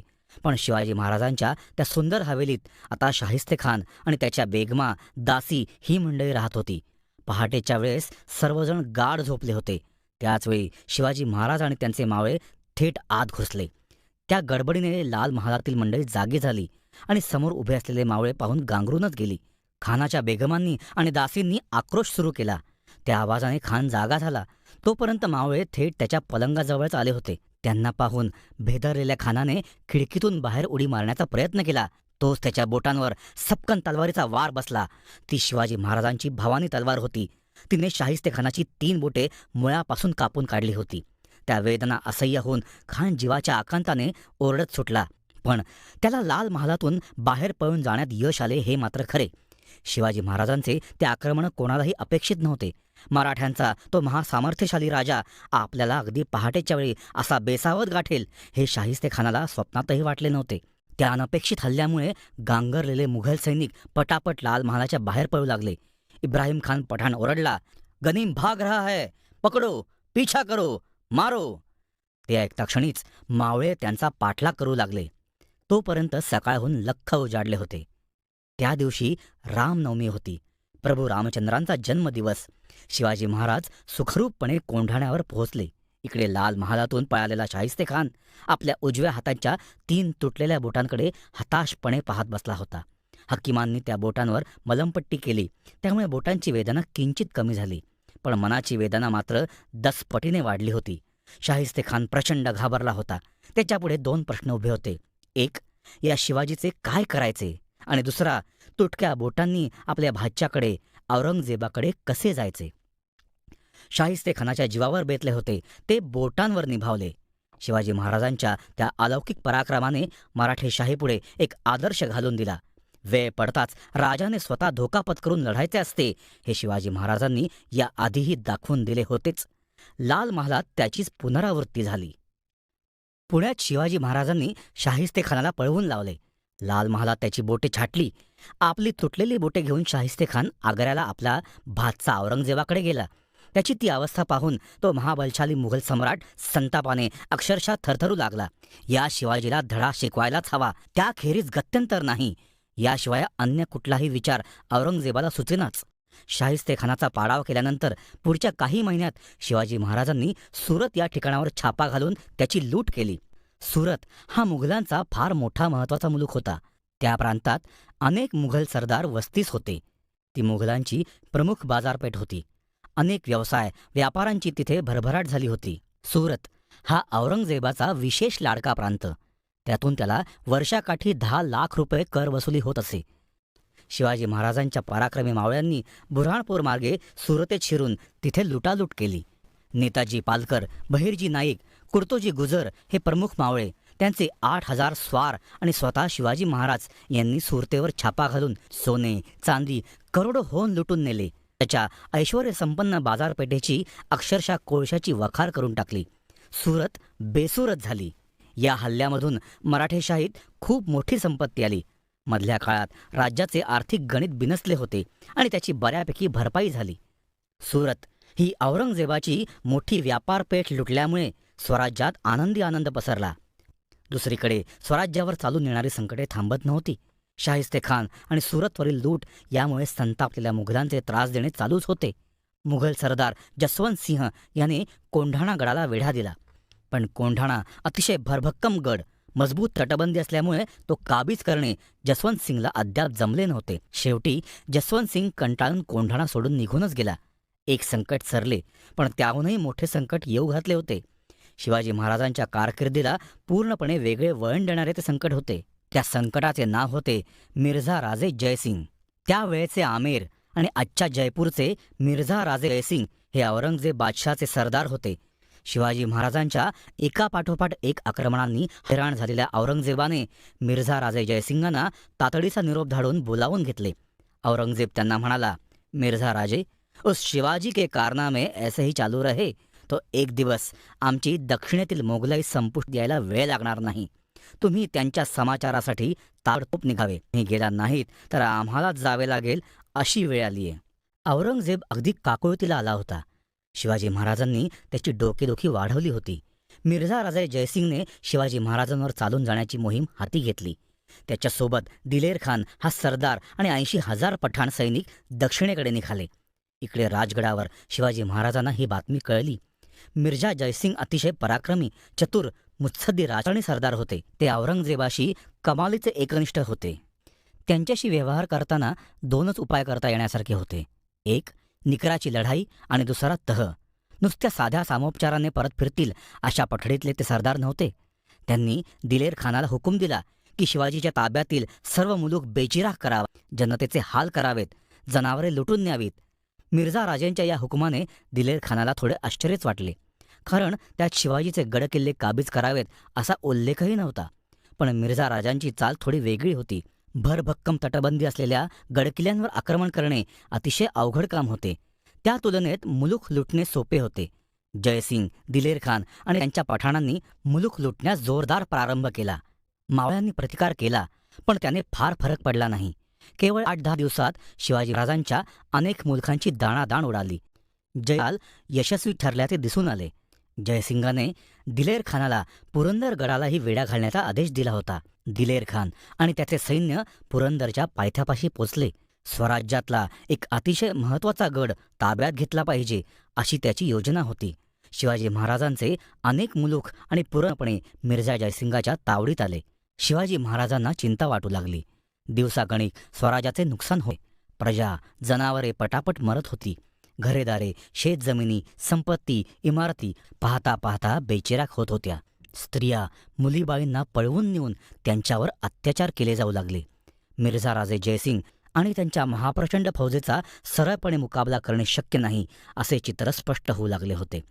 आता केवळ एकच विचार योग्य होता, तो म्हणजे मिर्झा जयसिंगाशी तह करणे. हा नाईलाजाने का होईना एक पाऊल मागे सरकणे, माघार घेणे तातडीचे होऊन बसले होते. शिवाजी महाराजांनी तहाचा विचार जिजाबाईंना बोलून दाखवला. जिजाबाई वृद्धत्वामुळे थकल्या होत्या, पण अद्यापही त्या आपल्या पराक्रमी मुलाच्या राजकारणात रस घेत होत्या. शिवाजी महाराजांनी जिजाबाईंशी सल्लामसलत केल्याशिवाय केली अशी एखादीच योजना असेल. जिजाबाईंशी बोलून झाल्यावर दुसऱ्याच दिवशी शिवाजी महाराजांनी मिर्झा जयसिंगाला एक पत्र पाठवले. त्यात त्यांनी सरळपणे माघार घेतल्याची भाषा बोलून दाखवली. वेळ पडल्यास आपण मुघल बादशहाला आदिलशहाशी लढण्यास सर्वतोपरी सहाय्य करू असेही सांगितले. काही दिवसांनी मिर्झा जयसिंगाचे उत्तर आले, पण त्यात वेगळाच प्रस्ताव होता. मुघल बादशहाच्या सेवेत रुजू व्हायचा, त्याची चाकरी पत्करण्याचा. या प्रस्तावाला शिवाजी महाराज मान्यता देणे कुठल्याच जन्मी शक्य नव्हते. त्यांनी मिर्झा जयसिंगाला आणखी एक पत्र धाडले. अशी एकापाठोपाठ एक पत्रे पाठवण्याची मालिकाच सुरू झाली. प्रत्येक पत्रात शिवाजी महाराज तह करण्याचीच विनंती करत होते. एकीकडे त्यांच्या मुलखांची लुटालूट वाढतच चालली होती. मिर्झा जयसिंग मात्र तह करण्यास फारसे उत्सुक दिसत नव्हते.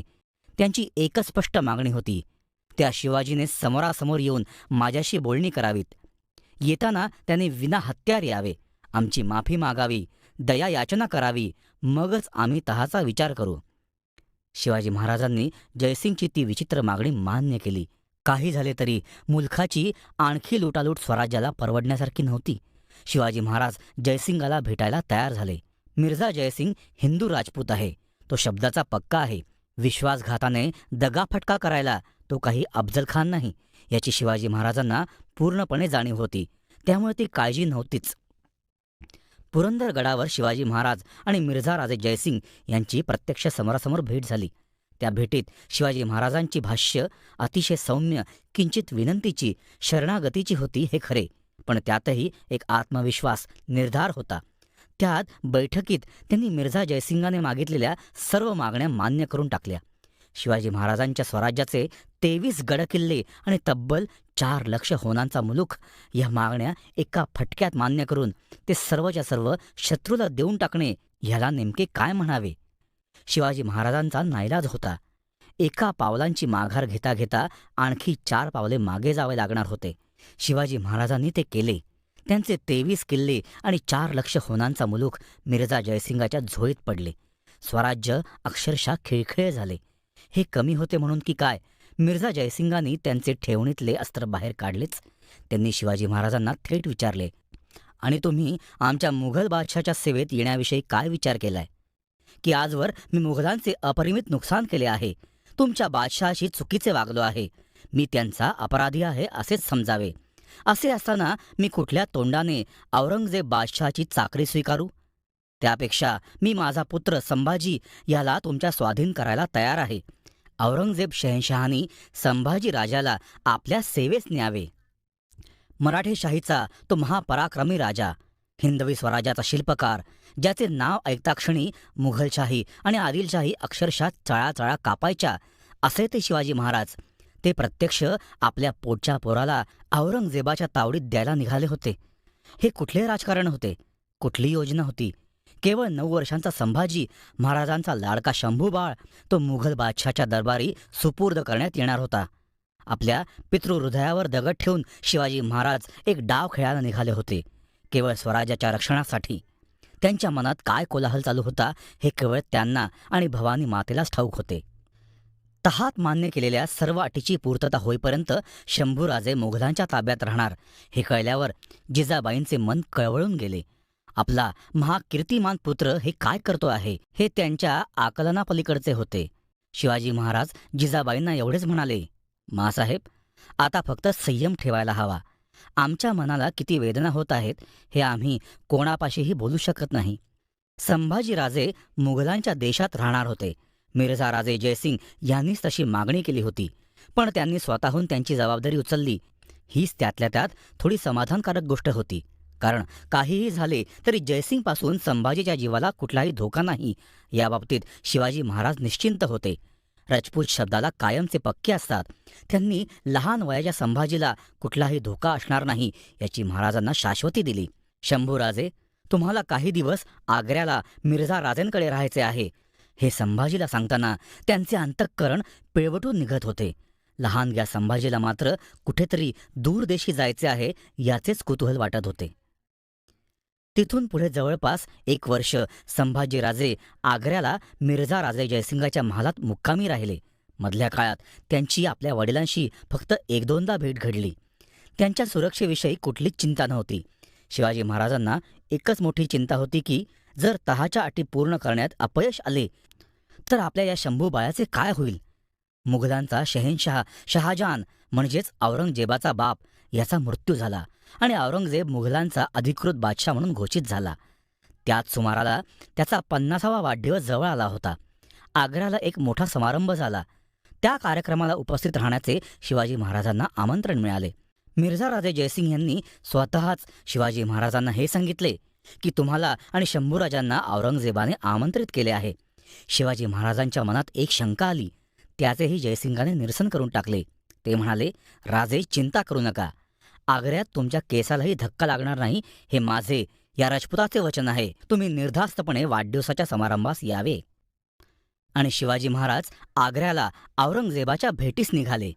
त्यांचा तो निर्णय जिजाबाई, मोरोपंत, सोनोपंत आणि बाकी कोणालाही अजिबात पटला नाही. शंभूराजे आधीच मुघलांच्या ताब्यात होते. आता शिवाजी महाराजही तिथे जाणार, ह्यात फार मोठा धोका आहे असे सगळ्यांचेच म्हणणे होते. शिवाजी महाराज हसत म्हणाले, कोणीही आमची काळजी करू नका. आता औरंगजेब हा शहेनशाह झालाय. आपले संभाजीराजे त्याचे 50,000 सरदार झालेत. आता आम्हालाही दक्षिणेकडची सुभेदारी मिळण्याची सुसंधी आहे.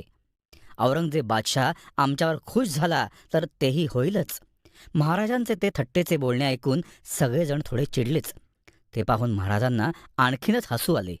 चेहऱ्यावर शांत भाव, स्मितहास्य आणि अंतःकरणात एक गंभीर आग.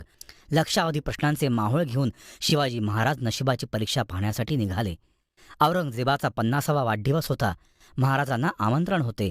शत्रूने स्वतःहून आपल्या गुहेत बोलावले होते. शिवाजी महाराजांच्या समवेत 300 मावळ्यांचे सैन्य होते, पण तेवढे पुरेसे नव्हते.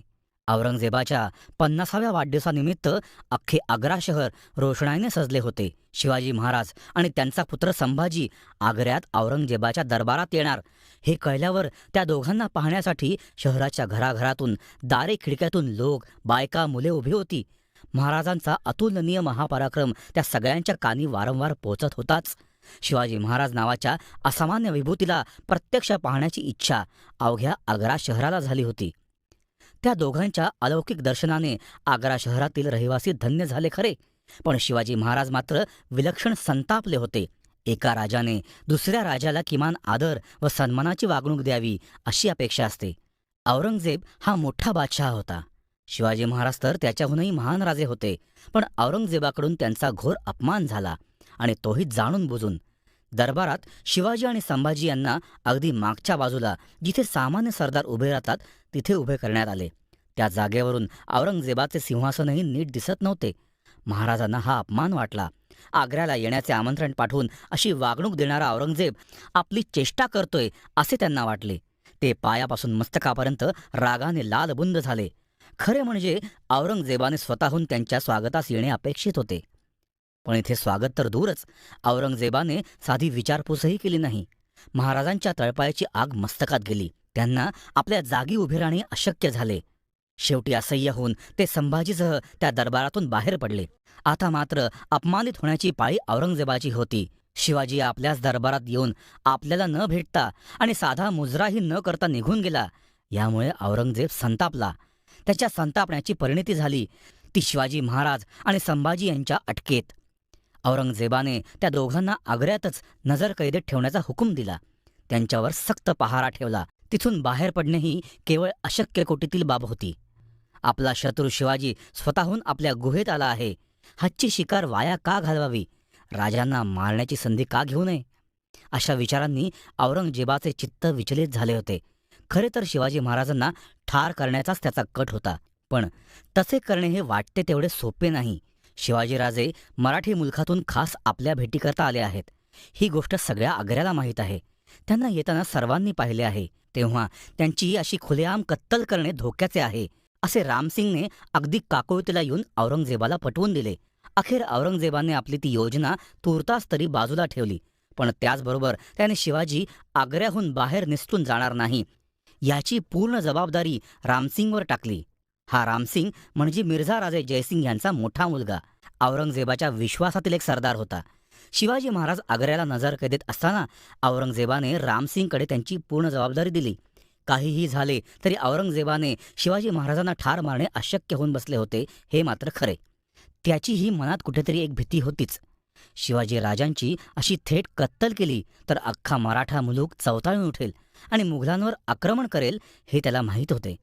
शिवाजी महाराज आणि संभाजी औरंगजेब बादशहाच्या नजरकैदेत तब्बल 3 महिने राहिले. हा कालावधी लहान नव्हता. स्वराज्याच्या भवितव्याचा प्रश्न होता. तेथून निसटणे हाच एक उपाय उरला होता. त्यातही असंख्य धोके होते. लहानगे संभाजीराजे सोबत होते.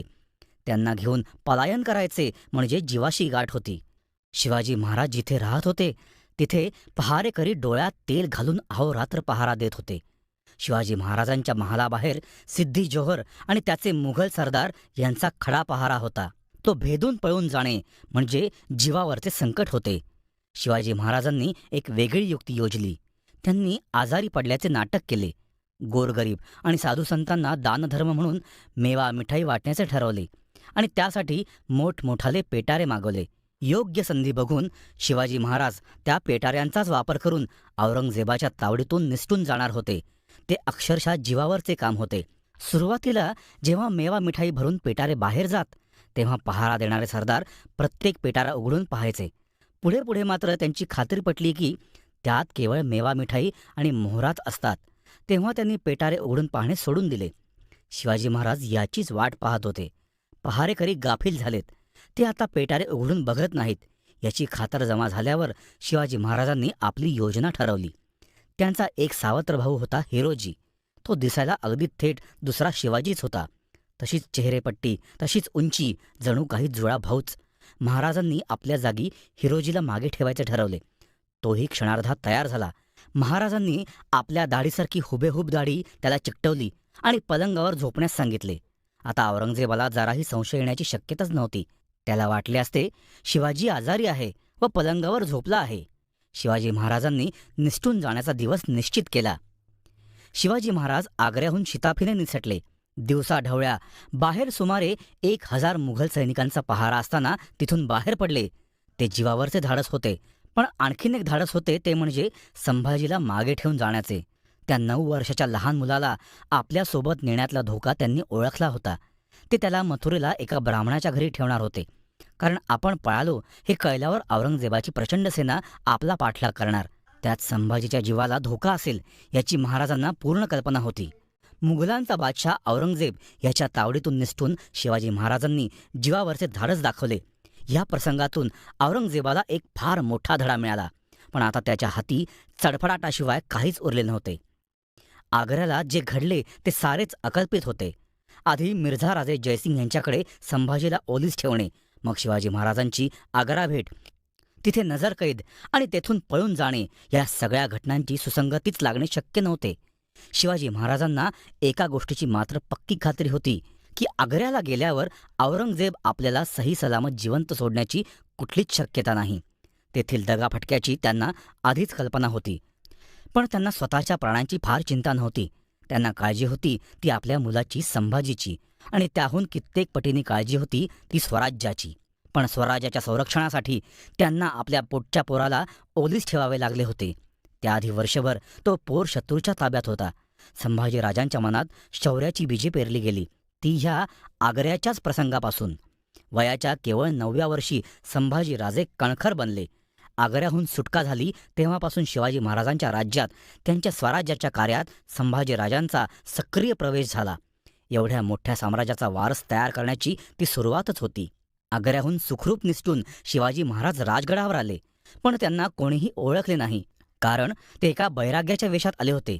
आग्र्याहून पळून जाताना त्यांनी आणि संभाजीने बैराग्याच्या वेशात पलायन केले होते. शिवाजी महाराज राजगडावर आले. त्यांनी जिजाबाईंना वाकून नमस्कार केला, तर त्या चटकन मागे सरकल्या. एक बैरागी आपल्या पाया पडतोय याचा त्यांना संकोच वाटला. मग शिवाजी महाराजांनी आपले खरे रूप प्रगट केले. आपला राजा एका मोठ्या संकटातून, शत्रूच्या गुहेतून बाहेर आला आहे, ते पाहून सगळ्या राजगडाच्या डोळ्यातून आनंदाश्रू वाहत होते. शिवाजी महाराजांचे हे डोळे भरले होते, पण त्यांच्या चेहऱ्यावर अपार खिन्नता व दुःख होते. वृद्ध जिजाबाईंच्या नजरेतून ते दुःख लपले नाही. त्यांनी विचारले, राजे, काय झाले? तुम्ही असे दुःखी का दिसता? आणि आपले शंभूराजे कुठे आहेत? हा प्रश्न ऐकताच शिवाजी महाराज दुःखावेगाने रडत म्हणाले, काय सांगावे, शंभूराजे आता या जगात नाहीत. ते आपल्याला कायमचे सोडून गेले. आग्रा मोहिमेत संभाजीराजे यांचे निधन झाले ही बातमी जनतेला पुढे साधारण 2 महिने खरी वाटली, कारण शिवाजी महाराजांनी संभाजीचे मृत्यूपश्चात क्रियाकर्म केल्याचेही नाटक केले. आग्र्याहून सुटल्यावर शिवाजी महाराज राजगडावर आले. त्यानंतर 2 महिन्यांनी संभाजीराजेही सुखरूपाने गडावर येऊन पोहोचले. सर्वांनी सुटकेचा निश्वास सोडला. आपले शंभूराजे जिवंत आहेत याचा आनंद सर्वांच्या चेहऱ्यावरून ओसंडून वाहिला. सर्वजण कृतार्थ झाले. पण 9 वर्षे वयाच्या संभाजीराजांवर मात्र या गोष्टीचा विपरीत परिणाम झाला. आपला मृत्यू झाला आहे असे आपल्या आबासाहेबांनी का सांगितले? त्यामागचे कारण काय याची संगती शंभूराजांना लागत नव्हती. ते या गोष्टीवर बराच विचार करत राहिले. दिवस झपाट्याने पुढे जात होते. महिन्यांमागून महिने सरले, वर्षे उलटली. आग्र्याहून सुटून राजगडावर आल्यापासून शिवाजी महाराजांच्या तब्येतीने कुरकुर करण्यास सुरुवात केली होती. त्यांची प्रकृती वारंवार ढासळत होती. आजारपण मागे लागले होते. स्वराज्यावरची संकटे थांबत नव्हतीच. आग्र्याहून निसटून येणे हे फार मोठे धाडस होते. तरी पण तो मुघलशाहीवर मिळवलेला विजय नव्हता. त्या प्रकरणामुळे औरंगजेब अधिकच चवताळून उठणार आणि स्वराज्यावर आक्रमण करणार हे सांगायला कुठल्या ज्योतिषाची गरज नव्हती. मुघलांच्या कारवाया, त्यांची वाईट कृत्ये अखंड सुरूच राहिली. एक दिवस शिवाजी महाराजांना एक अतिशय वाईट बातमी मिळाली. त्यांचे सरनोबत नेताजी पालकर, ज्यांना प्रति शिवाजी असेही म्हटले जायचे, त्यांना मुघलांनी बाटवून नेले. त्यांचे धर्मांतर करून त्यांना मुस्लिम बनवले. पुरंदरच्या तहात आणि त्याआधी अफझल खानाच्या वधाच्या वेळेस फार महत्त्वाची भूमिका बजावणारे नेताजी पालकर शिवाजी महाराजांच्या अतिशय महत्त्वाच्या माणसांपैकी एक होते. पण पुरंदरच्या तहानंतर मुघलांनी त्यांना कैद करून त्यांचे बळजबरीने धर्मांतर केले व त्यांना अरबस्तान येथे पाठवून दिले. नेताजींचा अथोनात छळ झाला. त्यांचे मुहम्मद कुली खान या नावाने मुस्लिम नामकरण करण्यात आले. पुढे एक 10 वर्षांनी शिवाजी महाराजांनी मुस्लिम झालेल्या नेताजींना विधिव्रत धर्मांतर करवून घेऊन पुन्हा हिंदू बनवले. पण शिवाजी महाराजांवर झालेला तो एक मोठा आघात होता. त्याच सुमारास औरंगजेबाने काशी या पवित्र देवस्थानाचे देऊळ उद्ध्वस्त केल्याची वार्ता कळली. मधल्या काळात शिवाजी महाराजांना पोर्तुगीजांशी तह करावा लागला. जंजिरा, कोंढाणा, लोहगड, कर्नाळा, रोहिडा, सुरतेवरील आणखी एक छापा अशा अनेक मोहिमा झाल्या. त्यात विजयही मिळवले. पण त्याचबरोबर दिलेर खानाने पुणे लुटले, सोल्हेरला वेढा घातला. अशी संकटेही सुरूच होती. शिवाजी महाराजांचे वय वाढले होते. ते 40 ओलांडून 50 शिरले होते. प्रकृतीविषयक तक्रारींनी तर सपाटाच लावला होता. त्यांनी ठरवले की स्वराज्याचा कारभार संभाजीराजे यांच्याकडे द्यावा. त्यांनाही या कामात तयार करावे. शिवाजी महाराजांनी संभाजीराजांना राज्यकारभाराचे धडे देण्यास सुरुवात केली. या काळात ज्या महत्त्वाच्या मोहिमा झाल्या त्यात कोंढाणा गडावरची मोहीम ही तानाजी मालुसरे यांचा पराक्रम आणि बलिदानाने फार महत्त्वाची ठरली. कोंढाणा सुरुवातीपासूनच आदिलशाहीकडे होता. शिवाजी महाराजांनी जेव्हा स्वराज्याची स्थापना करायचे ठरवले तेव्हा तोरणागड, रोहिडा याचबरोबर त्यांनी कोंढाणा ताब्यात घेतला होता. पण मिर्झा राजे जयसिंग बरोबर झालेल्या पुरंदरच्या तहात मात्र कोंढाण्याची मालकी मुघलांकडे गेली. शिवाजी महाराजांचा अतिशय आवडता असा भरभक्कम कोंढाणा तो पुन्हा काबीज करण्यासाठी ते फार आतुर, उतावीळ होते. सुरक्षिततेच्या दृष्टीने त्यांना कोंढाणा फार महत्त्वाचा वाटत होता. शिवाजी महाराजांची ती इच्छा पूर्ण केली तानाजी मालुसरे यांनी. तानाजी हे महाराजांचे बालमित्र, त्यांच्याहून 4 वर्षांनी मोठे असे महापराक्रमी सुभेदार होते. कोंढाण्याच्या मोहिमेसाठी प्रत्यक्ष स्वतःच्या मुलाचे रायबाचे लग्न बाजूला ठेवून आधी मोहिमेला महत्त्व देणारे असे ते एकनिष्ठ मावळे होते. कोंढाणा मोहिमेवर तानाजी आणि त्यांचे वृद्ध मामा शेलार मामा यांनी अतुलनीय मर्दुमकी गाजवली. त्यांनी गडावर वेढा टाकून बसलेल्या उदयभानसिंग राठोड आणि त्याच्या फौजेला नेस्तनाबूत करून टाकले. पण या मोहिमेत तानाजी मालुसरेंना मात्र वीरमरण आले. कोंढाणा पुन्हा स्वराज्यात आला. पण जीवाभावाचा सवंगडी आणि एक शूर सरदार मात्र कायमचा गमावला. त्याचे हयातभर स्मरण राहावे म्हणून शिवाजी महाराजांनी कोंढाण्याचे नवीन नामकरण केले सिंहगड. ज्या गडावर त्यांचा तानाजी सिंहासारखा लढला आणि धारातीर्थी पडला त्यांनी जिंकलेला गड सिंहगड. शिवाजी महाराजांनी कोंढाणा परत मिळवला. पुरंदरच्या तहात गमावलेले 23 किल्ले परत मिळवणे हेच आता त्यांचे मुख्य उद्दिष्ट होते. संभाजीराजेही वयात आले होते. ते राज्यकारभारात लक्ष घालू लागले. संभाजीराजांच्या स्वतंत्र नेतृत्वाखाली मराठ्यांनी गुलशनाबाद जिंकले. पुढे याच गुलशनाबादचे नाशिक हे नामकरण झाले. नाशिक, त्र्यंबकेश्वर येथील मुघलांचा खात्मा करून परत येताना संभाजीराजांनी वणी, दिंडोरी हे प्रदेश जिंकले. त्यांची कार्यपद्धती शिवाजी महाराजांपेक्षा खूप वेगळी आणि जास्त आक्रमक होती. शिवाजी महाराज धीरगंभीर, विचारी, तर संभाजीराजे अतिशय उतावीळ. हा दोघांच्या स्वभावातला फरक होता व त्याचे परिणाम हळूहळू राज्याच्या कारभारावर दिसून येऊ लागले. पिता आणि पुत्र यांच्यात दरी पडू लागल्याची ती पुसटशी सुरुवात होती.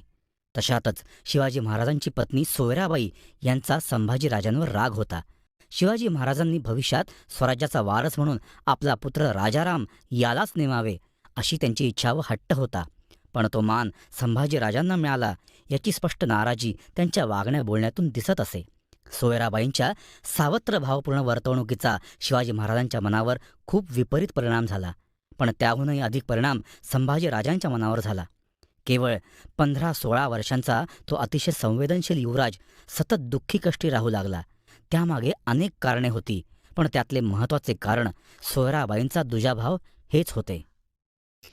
एके दिवशी रायगडावर वाराणसी तीर्थस्थानाचे आचार्य गागाभट्ट शिवाजी महाराजांच्या भेटीस आले. शिवाजी महाराजांनी त्यांचे आदरपूर्वक स्वागत केले. रायगडावर साधुसंत, बैरागी, आचार्य, ब्राह्मण अशा लोकांना कायमच खूप आदरपूर्वक वागवले जाई. त्यांचा विशेष मान असे. गागाभट्टांनी शिवाजी महाराजांना एक अतिशय महत्त्वाची गोष्ट सांगितली. ते म्हणाले, शिवाजीराजे, तुम्ही पुरुषोत्तम आहात, जगज्जेते आहात. तुम्ही प्राप्त केलेले वैभव आम्ही पाहिले आहे. साऱ्या जगाला त्याविषयी आदर आहे. तुमचे नाव घेताच मुघल चळाचळा कापतात. तुम्ही एक परिपूर्ण राज्य स्थापन केले आहे, त्याविषयी आम्हाला परम संतोष आहे. आज तुमच्या मराठेशाहीत सारे काही आहे.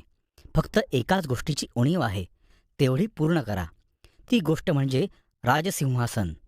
आज समस्त आर्यावर्तात हिंदूंचे एकही राजपीठ नाही, एकही सिंहासन नाही. आज उत्तरेत आपली हिंदूंची देवालये नष्ट होत आहेत. देवदेवतांची विटंबना चालू आहे. औरंगजेब आणि त्याचे मुघल सरदार यांनी अधर्माचे काम हाती घेतले आहे. हिंदूंना कैद करून त्यांना बाटवून त्यांचे धर्मांतर केले जात आहे. हे असे चालू राहिले तर आपला हिंदू धर्म, आपली रामकृष्ण यांच्या पदस्पर्शाने पावन झालेली ही देवभूमी नष्ट होण्यास वेळ लागणार नाही. आपल्या हिंदू धर्माचे संरक्षण करणे हे केवळ तुमच्याच हाती आहे, कारण तुम्ही तेवढे सामर्थ्यशाली आहात. मी केवळ याच कामासाठी तुमच्या भेटीस आलो आहे. तुम्ही सिंहासनाधीश्वर व्हा, छत्रपती व्हा, धर्मरक्षक व्हा, हिंदवी स्वराज्याचे संरक्षण करा, असे माझे तुम्हाला विनंतीपूर्वक सांगणे आहे. आणि गागा भट्टांची ती बहुमूल्य सूचना प्रमाण मानून ज्येष्ठ शुद्ध त्रयोदशी शके म्हणजेच 6 जून 1674 या शुभदिवशी शिवाजी महाराजांचा राज्याभिषेक सोहळा रायगडावर मांडला गेला. रायगड ही हिंदवी स्वराज्याची राजधानी झाली. गागा भट्टांनी मंत्रोच्चारण केले. सगळ्या गडावरच नव्हे तर अवघ्या मराठा मुलखात आनंद आणि चैतन्य पसरले. शिवाजी महाराजांची पत्नी सोयराबाई आणि संभाजीराजे या दोघांचाही विधीपूर्वक राज्याभिषेक करण्यात आला. शिवाजी महाराजांचे सल्लागार सेवक, जे अगदी प्रथमपासूनच त्यांच्यासोबत होते आणि ज्यांनी प्रत्येक मोहिमेत मोलाची भूमिका बजावली होती, त्या 8 सेवकांचे अष्टप्रधान मंडळ अधिकृत करण्यात आले. शिवाजी महाराजांचे अष्टप्रधान मंडळ हे 8 दिशांचे प्रतिनिधित्व करणारे होते. त्यात पूर्वेला मोरोपंत पिंगळे, पश्चिमेकडे रामचंद्र नीलकंठ पंडित, उत्तरेला रघुनाथ पंडितराव, दक्षिणेस हंबीराव मोहिते या प्रमुख दिशांबरोबरच अण्णाजी दत्तो पंडित आग्नेय, जनार्दन पंडित नैऋत्य, दत्तो त्रिमल वायव्य आणि बालाजी पंडित ईशान्य हे मंत्री होते. या प्रत्येक मंत्र्याला स्वतंत्र विभाग आणि कामकाजाची जबाबदारी सोपवण्यात आली. शिवाजी महाराजांचा राज्याभिषेक म्हणजे केवळ एक राजाचा सन्मान नव्हता, ती एका पर्वाची नांदी होती, एक नवी सुरुवात होती. वयाच्या केवळ 17व्या वर्षी राज्यस्थापनेची मुहूर्तमेढ रोवणाऱ्या शिवाजी महाराजांनी स्वतःचा राज्याभिषेक करून घेतला. तेव्हा ते 44 वर्षांचे झाले होते. जी गोष्ट पूर्वीच करणे त्यांना अगदी सहज शक्य होते, तिचा विचारही न करता त्यांनी आधी राज्याच्या उभारणीकडे लक्ष दिले. मराठ्यांचे हिंदवी स्वराज्य उभारले. राज्याभिषेकाच्या निमित्ताने त्याची फक्त अधिकृत घोषणा झाली.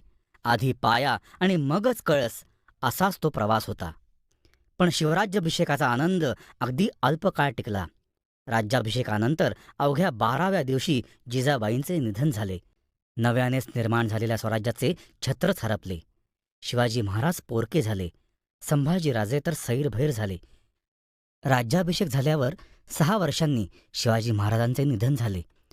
पण ती 6 वर्षे त्यांच्यासाठी अतिशय संघर्षमय आणि वेदनादायी अशीच होती. मुघल सैन्याचे हल्ले चालूच होते. औरंगजेबाने राजांचे राज्य बेचिराख करण्याचा विडाच उचलला होता.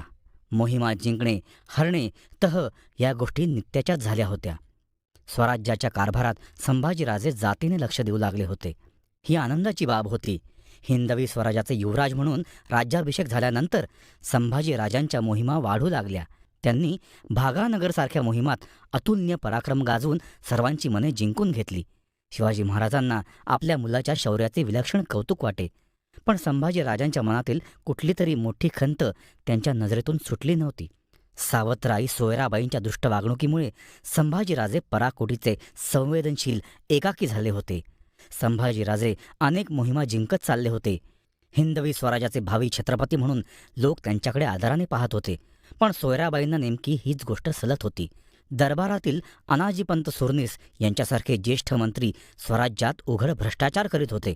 अनाजीपंत यांना संभाजीराजांचा कारभार अजिबात पसंत नव्हता आणि त्यांच्या कुटील कारस्थानांना संभाजीराजे एकसारखे सुरुंग लावण्याचे काम करत होते.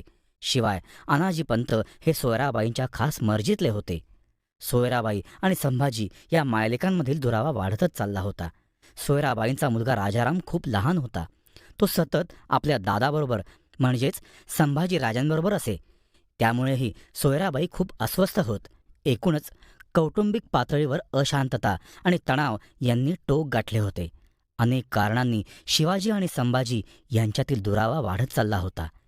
त्याचीच परिणती एका वाईट घटनेत झाली. त्यामुळे शिवाजी महाराज पुरते खचून गेले. संभाजीराजे आणि मुघल सरदार दिलेर खान यांच्यात भेटी होऊन काही बोलणी सुरू झाल्याची वार्ता शिवाजी महाराजांच्या कानी पडली. ही चिंताजनकच गोष्ट होती. आपला मुलगा कुठलेही गैरकृत्य करणार नाही आणि याबाबत महाराज निश्चिंत होते. पण त्यांच्या मनात वादळेही उठली होती. ती वादळे अकारण निर्माण झाली नव्हती.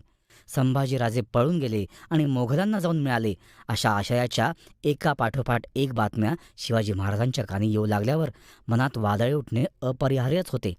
संभाजीराजे स्वराज्यातून निघून दिलेरखानाच्या भेटीस गेले ही गोष्ट मात्र खरी होती. त्यामुळे शिवाजी महाराजांच्या मनाला अतोनात यातना झाल्या. संभाजीराजे सुमारे 1.5 वर्षे दिलेरखानाच्या गोटात होते. ही गोष्ट चिंता आणि शंका निर्माण करणारीच होती. त्यानंतर पितापुत्रांची जेव्हा भेट घडली तेव्हा संभाजीराजांचे मन पश्चातापाने काळवंडून गेले होते. आपण केलेल्या कृत्याबद्दल त्यांच्या मनात प्रचंड अपराधाची भावना झाली होती. त्यांनी आपल्या आभाळासमान पित्याचे पाय धरले आणि क्षमा याचना केली. स्वराज्यावर एक मोठे संकट येऊ शकले असते ते शमून गेले. संभाजीराजे स्वराज्याचा भार उचलायला पुन्हा तयार झाले. आपल्या वडिलांनी निर्माण केलेले हे महाप्रचंड राज्य सांभाळायला आणि विस्तारायला संभाजीराजांखेरीज समर्थ आणि बलशाली असा आणखी कोण राजा होता? ते केवळ शिवाजी महाराजांचे पुत्रच नव्हते, तर एक विचारशील, पराक्रमी, कविमनाचे आणि स्वतंत्र बाण्याचे व्यक्ती होते. महाराज हे बिरुद शोभावे अशी सर्वच्या सर्व लक्षणे संभाजीराजांमध्ये पुरेपूर होती. म्हणूनच शिवाजी महाराजांच्या मृत्यूनंतर त्यांनी स्वराज्याचा कारभार मोठ्या धैर्याने यशस्वीरित्या सांभाळला. असेच दिवस जात राहिले. शिवाजी महाराज 50शीत प्रवेश करते झाले आणि अधिकाधिक खचत आणि खंगत चालले. आजारपणाने तब्येत कमी जास्त होणे हे गेली काही वर्षे चालूच होते. त्यात दिवसेंदिवस वाढ होत चालली. शिवाजी महाराजांची प्रकृती पुरती ढासळली होती. 1680 सालच्या 3 एप्रिल या दिवशी छत्रपती शिवाजी महाराज यांचे रायगडावर दुःखद निधन झाले. विषम ज्वरासारख्या आजारपणामुळे त्यांची प्रकृती आधीच खालावली होती. तो ज्वर वाढत गेला आणि त्यातच शिवाजी महाराजांचा मृत्यू झाला. ते अनंताच्या प्रवासास निघून गेले.